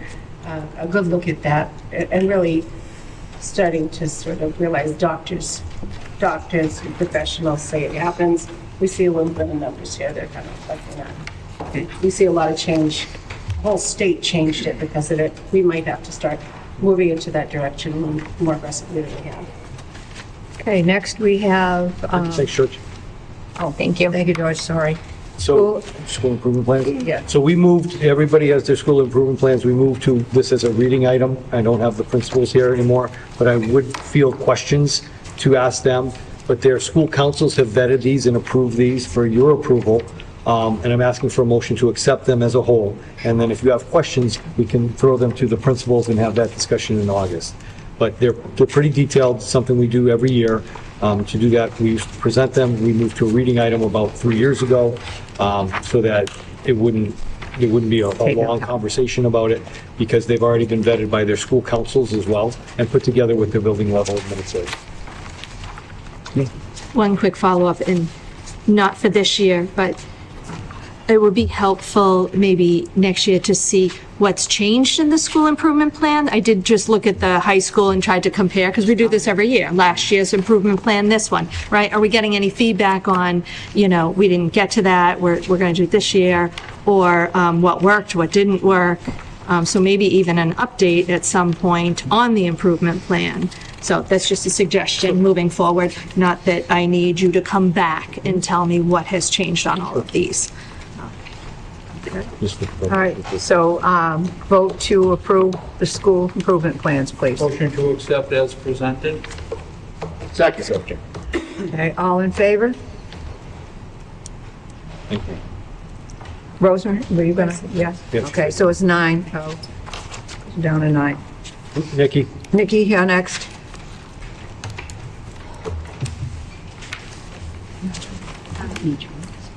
Good evening, school committee. I am pleased to give you an update on our recent graduates who were awarded the Seal of Biliteracy. This is based on their scores on MCAS, which is the English proficiency part of the requirement in the STAMP, which is any language other than English. These students were recognized during graduation festivities, receiving the certificate, DESE's official seal, and a medal celebrating their achievement. In the fall, the family liaison, Felicia Barboza, and I will present to the committee more specifics about the seal, as well as this year's data. But I wanted to share this quick update, as we are proud of these students. And they are Jennifer Gomez Cruz, Yasmin Nepomuceno, and Larissa Axel Jean Baptiste. So we were able to graduate 3 Seal of Biliteracy students. Very nice. Thank For you. them, thank you. Good for them. Okay, so we need John, and we are going to have a couple votes tonight. Thank you. Good evening. You want to do the votes first, or you want to just go through the? I just did the votes. Do the votes first, okay. If you were looking on in the packet, it was document number 12 and document number 13 under the topic of borrowing. It looked like this. Okay, yep. So It says UFASI. It's near the back. Yeah, document 12 and 13.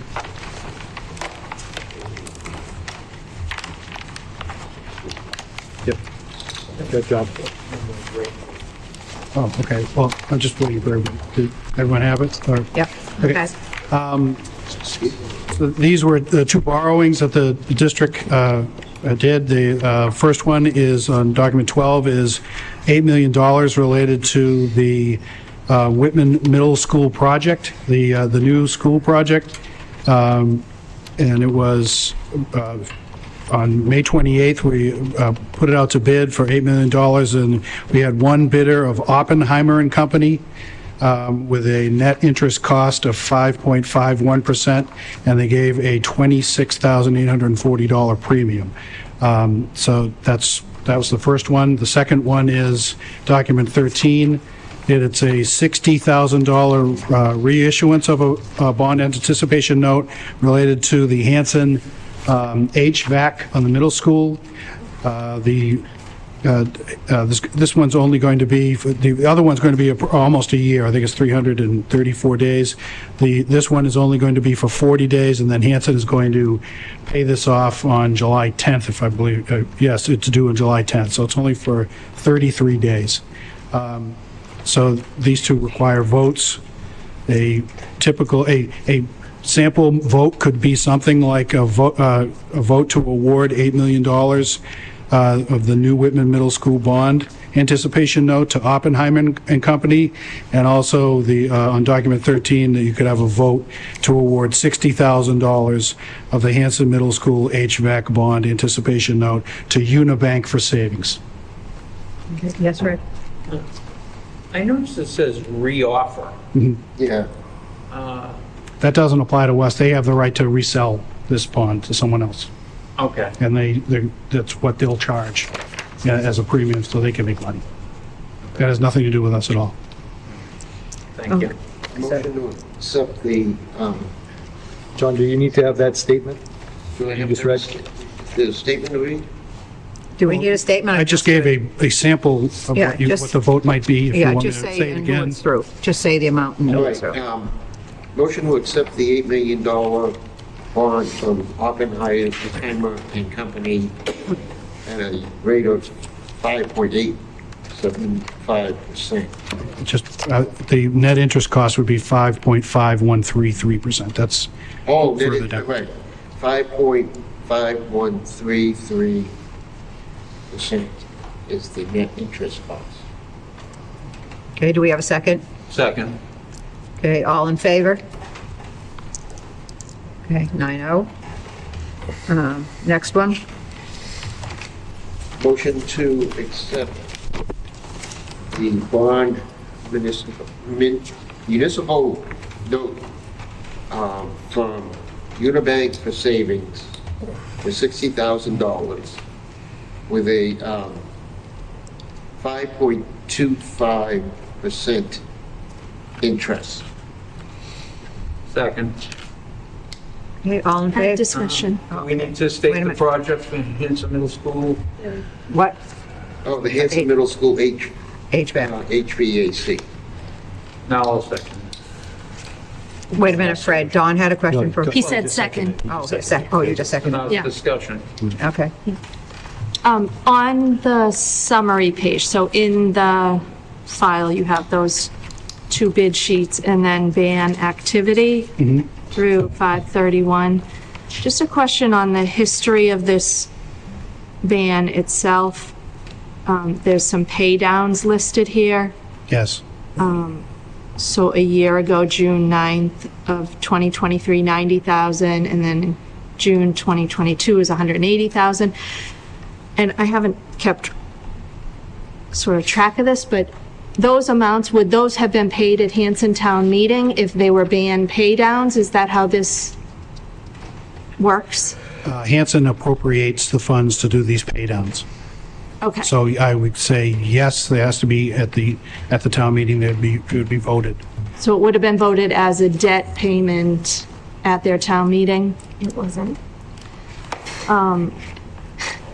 Right, and in order for it to be a debt payment to the voters at Hanson Town Meeting, this committee would have had to vote, do we, as part of the debt assessment? So, The extra or? for this HVAC? Yeah. You would have to go. So these pay downs are, they're voluntary in the sense that they're not an assessed amount Right. from the district to the town. The town can choose to pay down, again, there are laws related to how much you have to pay down. But the town of Hanson could have paid down another number or any number, or, a whole, Okay. could have chosen any number to pay down. Again, you have to pay down certain amounts over time, but there's no one specific number that you can. So it's Put into an different assessment. than the debt that Hanson and Whitman pay on this high school building? That's a Right, fixed because amount. That's a borrowed amount by the Yes, district? there aren't any pay downs on that. We've already borrowed it. These are our temporary borrowings, bond anticipation notes. Okay. Okay, thank you. That's my question. So Rosemary? they can make a choice to pay it or not, or to pay more, or. Within limits, again, I don't want to bore you with the So general nothing that would laws, but you have, affect $1 million, again, very quickly, $1 million, you want to borrow a bond anticipation note, don't long-term borrow it at all, over 5 years. After year 2, you would have to pay down the amount over 3 years, so that would be $333,333.33. That's a requirement out of the general laws. You can pay $500,000, you could pay down $100,000 a year, you can pay down any number of things, but you have to eventually start paying it down. And that's what they're doing. Sure. John, so on the top of this document, it has the date of May 8th, 2018, and it says Article 13. So just to just for my own understanding, so that means that $500,000 was appropriated at that town meeting. Yes. And so now that's money that's already been appropriated. So we wouldn't see this in every warrant because it's already been, correct? If it's So once somewhere in it's the been pay downs, the pay downs on that, so that is when the authorization occurred. They voted on May 8th of 2018 Yeah. to authorize $500,000 to be used on the Hanson HVAC Middle School. So the voluntary pay downs would be somewhere in the budget, probably in their debt section. Again, I don't have their budget in front of me, but To be voted on at it town would be in meeting? there, yes. Okay. Okay. All right, John, thank you. Just need a vote. Oh, we need to vote, sorry. All in favor? Okay, 9-0. Go ahead, John. You Okay, have all right, thank other you. things? So back to Couple the, of things. yeah, so that we got those things out of the way. Back to the topic 1, document 1 in the packet. This is a state aid update. You've seen this form before if you've been here before. If you haven't been here before, this is the first time you're seeing it. So I'm going to explain it again as quickly as I can. This is where we are right now with the state aid for the FY25 budget. The top third or so, that first group where it says cherry sheet aid versus prior year, for the new people, cherry sheet, the cherry sheet is a state aid list of how much money they're going to give the district. They call it cherry sheet because it used to be on red cherry paper when they sent it back up, out to the towns. They don't do that anymore. So the first column is the state aid budget in '24, and then the second column is the Senate has passed their budget, and those are the amounts that are in the budget, Chapter 70 at 25.6 million, et cetera, down the line there. And that just an increase over last year is 0.7% or 189,000. I'm going to round numbers off. Also part of the cherry sheet is their revenues and their assessments. The Commonwealth giveth and the Commonwealth taketh away. So the giveth is the revenues, the taketh away is the assessments, and that's gone up $9,000 if the Senate budget were to be finally enacted into law. I'm not sure if it will or not, but if it were, that's the latest budget that's out there. For a total cherry sheet aid of $180,000 of an increase over last year, or 0.71%. The middle part is the comparison between what was voted by this committee and what the Senate budget is for these particular items. Again, Chapter 70 has gone up significantly. Charter school reimbursement has gone down. The net is $169,795 in increased revenues. And also assessments have been dropped, especially on charter school sending tuition of $120,000. The net of that is, if the Senate budget were to become law, the district would get $288,341 more dollars than what was voted by the committee, if that were to happen. I think some numbers. So there's were no thrown around, 400-something thousand there. I don't know where 400,000 comes from. It's, Well, they looked at the 110, per student, and didn't take any of the takeaways. Okay. They just looked at what you were given, not the takeaways. So for the Yes. 110, people should read recommendations. So they have consultants come in and they give overall recommendations for when money gets tight, where you're going to pull. And the recommendations were to eliminate the per student amounts. Yes. So although there have been some trends with the Student Opportunity Act in the past, the budget is tight this year, and that was one of the places they did say to pull back. That's why we're nervous about. That's why we saying- wouldn't. Yeah, This they were is smart to guaranteed say- money, it's not. Yes, Fred? I guess today it was announced that collections came in 7.3% below benchmark. Right. So something to be cognizant of. and then the final part on this paper is the third group down the bottom here is just the state budget process. It starts with the governor's budget and it ends at the final budget. Right now, we're at conference committee, which is number 6.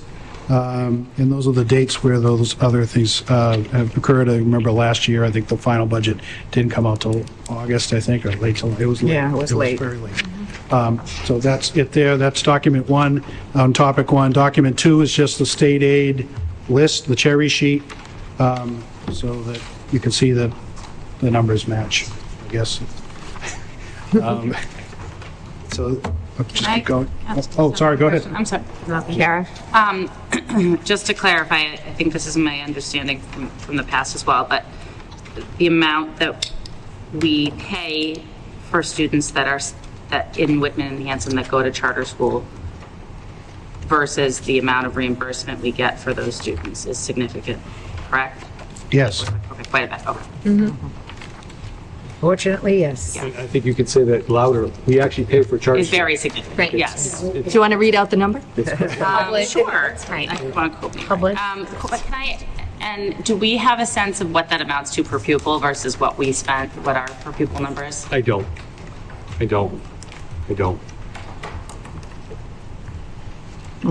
Okay. Yep. Keep moving? Okay, all right. Document number 3. This is the Whitman Middle School feasibility study update. This is a project that's been going on since FY22. We're wrapping it up now. It isn't complete, totally complete, but it is getting there. I don't know if I try to cover this every year. I don't know if I did last year or not. So, again, these are just, I'll very quickly read through these documents. This is just for everyone to see what's going on. Every month, the building committee, Whitman Middle School Building Committee gets these documents, and so figured it was, so everyone could get it. Document 3 is just what happened in FY22. Document 4 is what happened in FY23.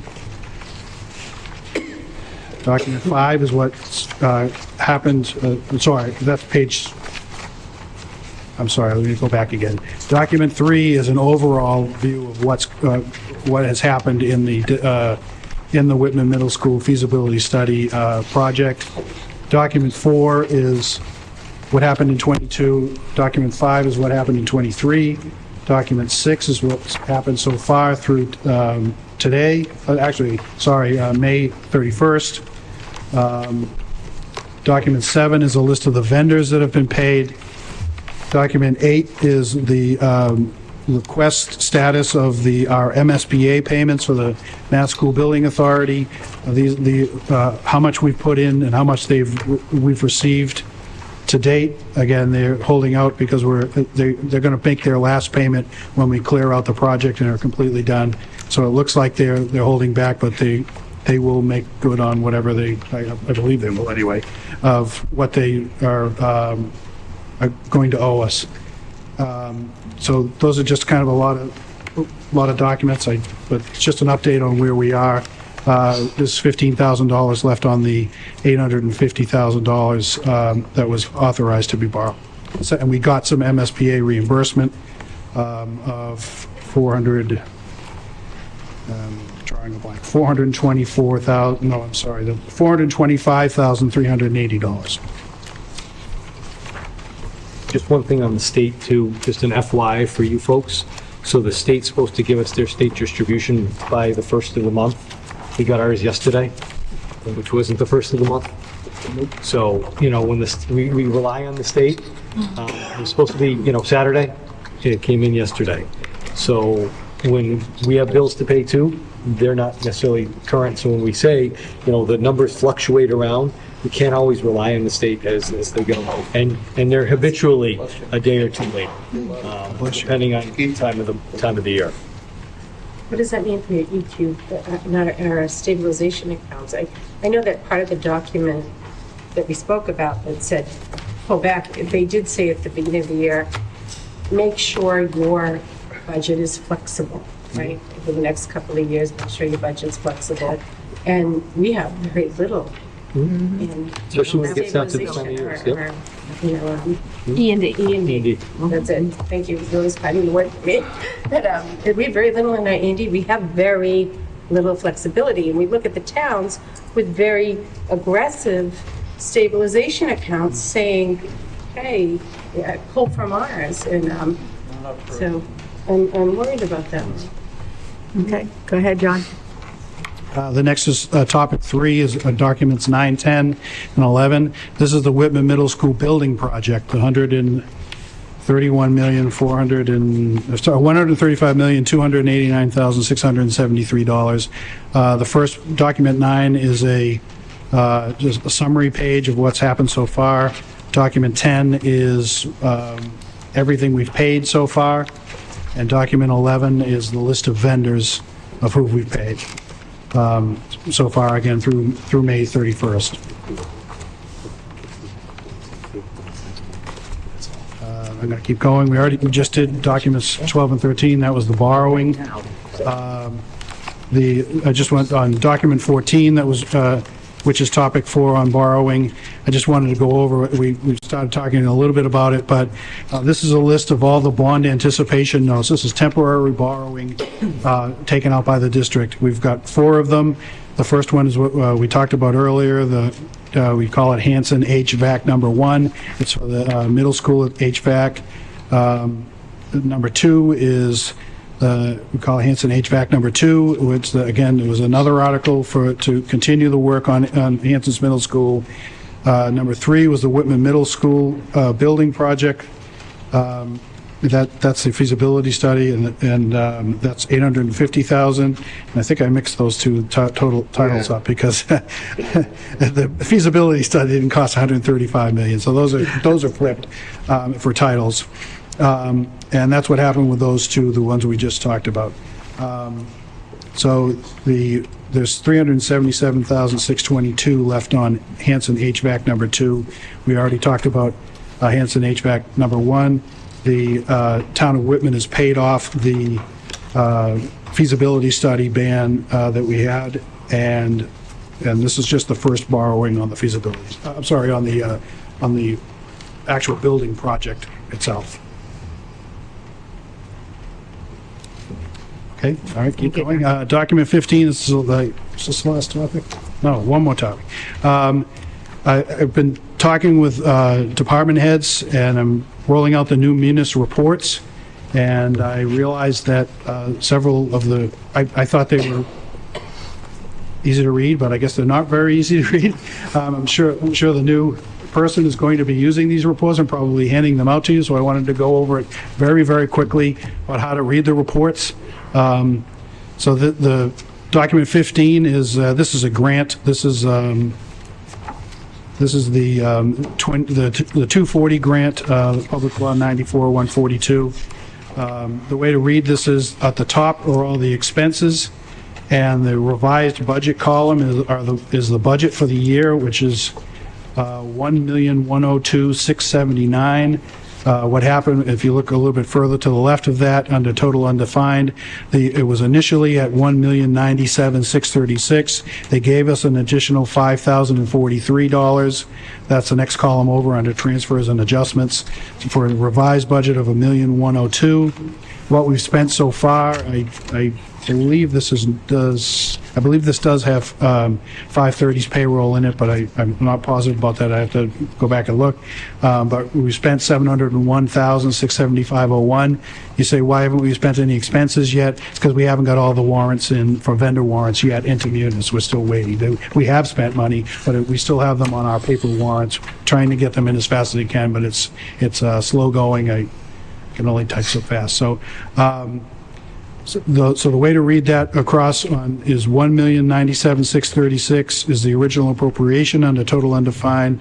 Transfer adjustments 5043. Revised budget is 1.102, which is those two numbers combined. We spent 701,000. We have 401,000 left if you skip over to the available budget line. But we've used 63.6% of the budget. Again, under the revenue side, we get similarly, we've got the same, I made a mistake, that's why those numbers look different on the transfer and adjustments column, but it is 1.102,679 for what we're supposed to get in. We've received 569,475. We still have $533,000 left to request. So these are going to probably be used a lot, I hope. There's a lot of work went into them. So, and then document 16 is just a similar thing, but it's under the 262 early childhood grant. Same way to read that. And document 17 is the Title I grant, or the 305 grant. I use the numbers for the grants because that's what the DESI uses, but a lot of people know the grants by their titles. So, Thank you, John. Thanks, Yes, Fresh. Before John sits down, I want to take an opportunity to thank him Oh, really? very, very much. Thanks, Fred. All of his endeavors and dedication for the past, how many years. Very much appreciated, sir. thank you very much. Thank you, John, very much. We give John a... He's got one more document. There's always one more document, come on. How could you live without reading document number 18? I already read it, that's why. Oh, that must be The swan song. This is top. This is just an update on the revenues for the year. I gave this out at the last meeting. Again, the top third or so is where we were through April. And we needed another 5.689 million in order to hit our budget. The middle group is likely revenues through June 30th. So what's happened since then, since the last meeting, was we're going to receive more money. We just got this today from Whitman, because their interest was more on the feasibility study than I had assessed them, so I assessed them more, and the difference was $8,369.44.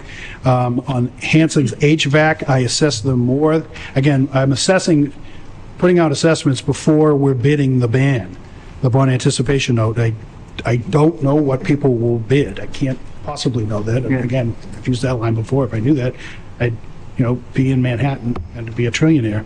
I can't see what's going to happen. I have to guess. So those are the two amounts that are different of the assessment. So that we're going to get that money in June. We got the Whitman one, I think it was yesterday. The green shaded part was Medicaid reimbursement. I think I had 145,000 in there that I thought we might get. We actually got 150,000 already, so we've already hit the budget. on the Medicaid reimbursement. And then, again, as the superintendent said, the column in May has the Chapter 70 and charter school reimbursement and interest, Chapter 70 and charter school reimbursement in it, but they only just paid yesterday, so I'm going to have to move that over to the June column.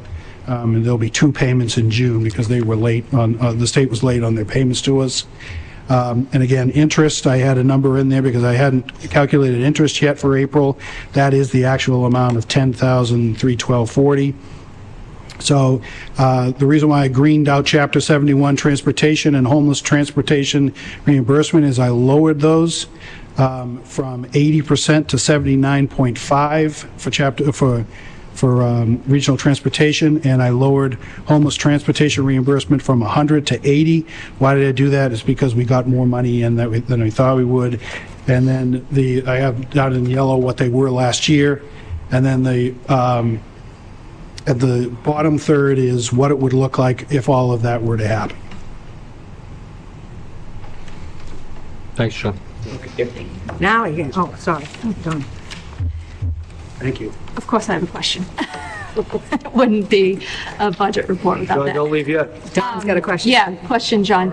On this document 18, and I just want to understand if I'm reading right, on the Hanson HVAC debt at the top portion, right? So it says the column FY24 actual through April, right? 25,355. What does that number represent in regards to this debt?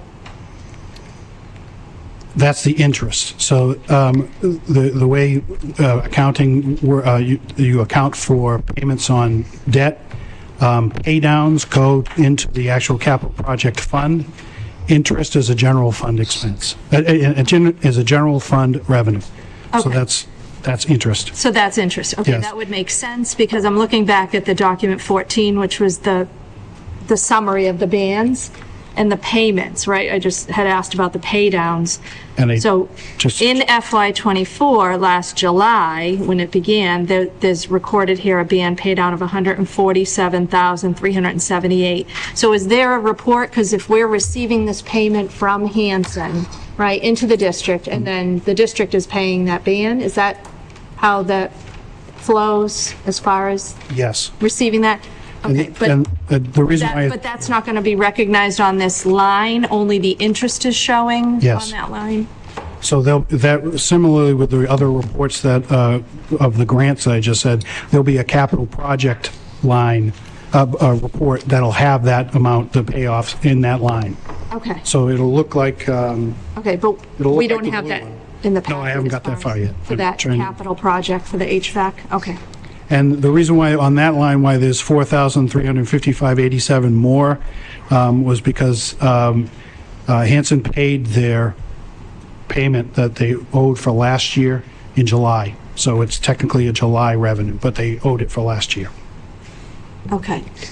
I guess it's to throw me off because I do see how the building for this building capital, Hanson High School, Whitman High School's portion is recognized here as the payments that come in from those town meetings, but not this specific HVAC. Right, because only interest is in the general fund. There would be a capital projects report that would have those amounts on it. Okay, thank you. And I haven't got that far yet.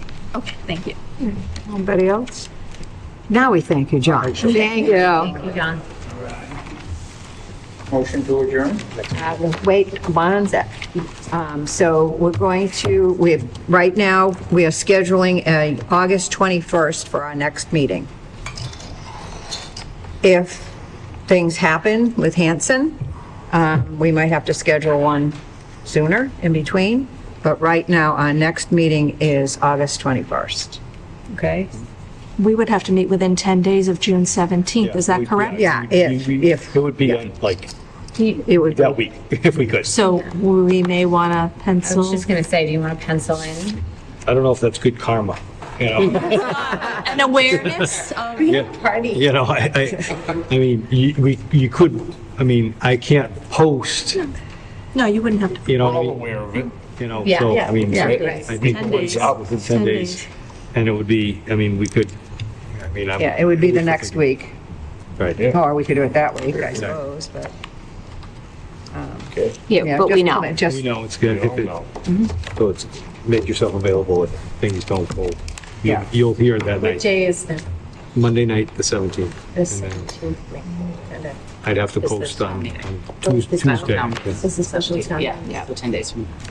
So, Yeah. now you got to motion to adjourn. Okay, now I'll take a motion to adjourn. To adjourn. Second. All in favor? Nice. Thank you. Thank you. Thank you.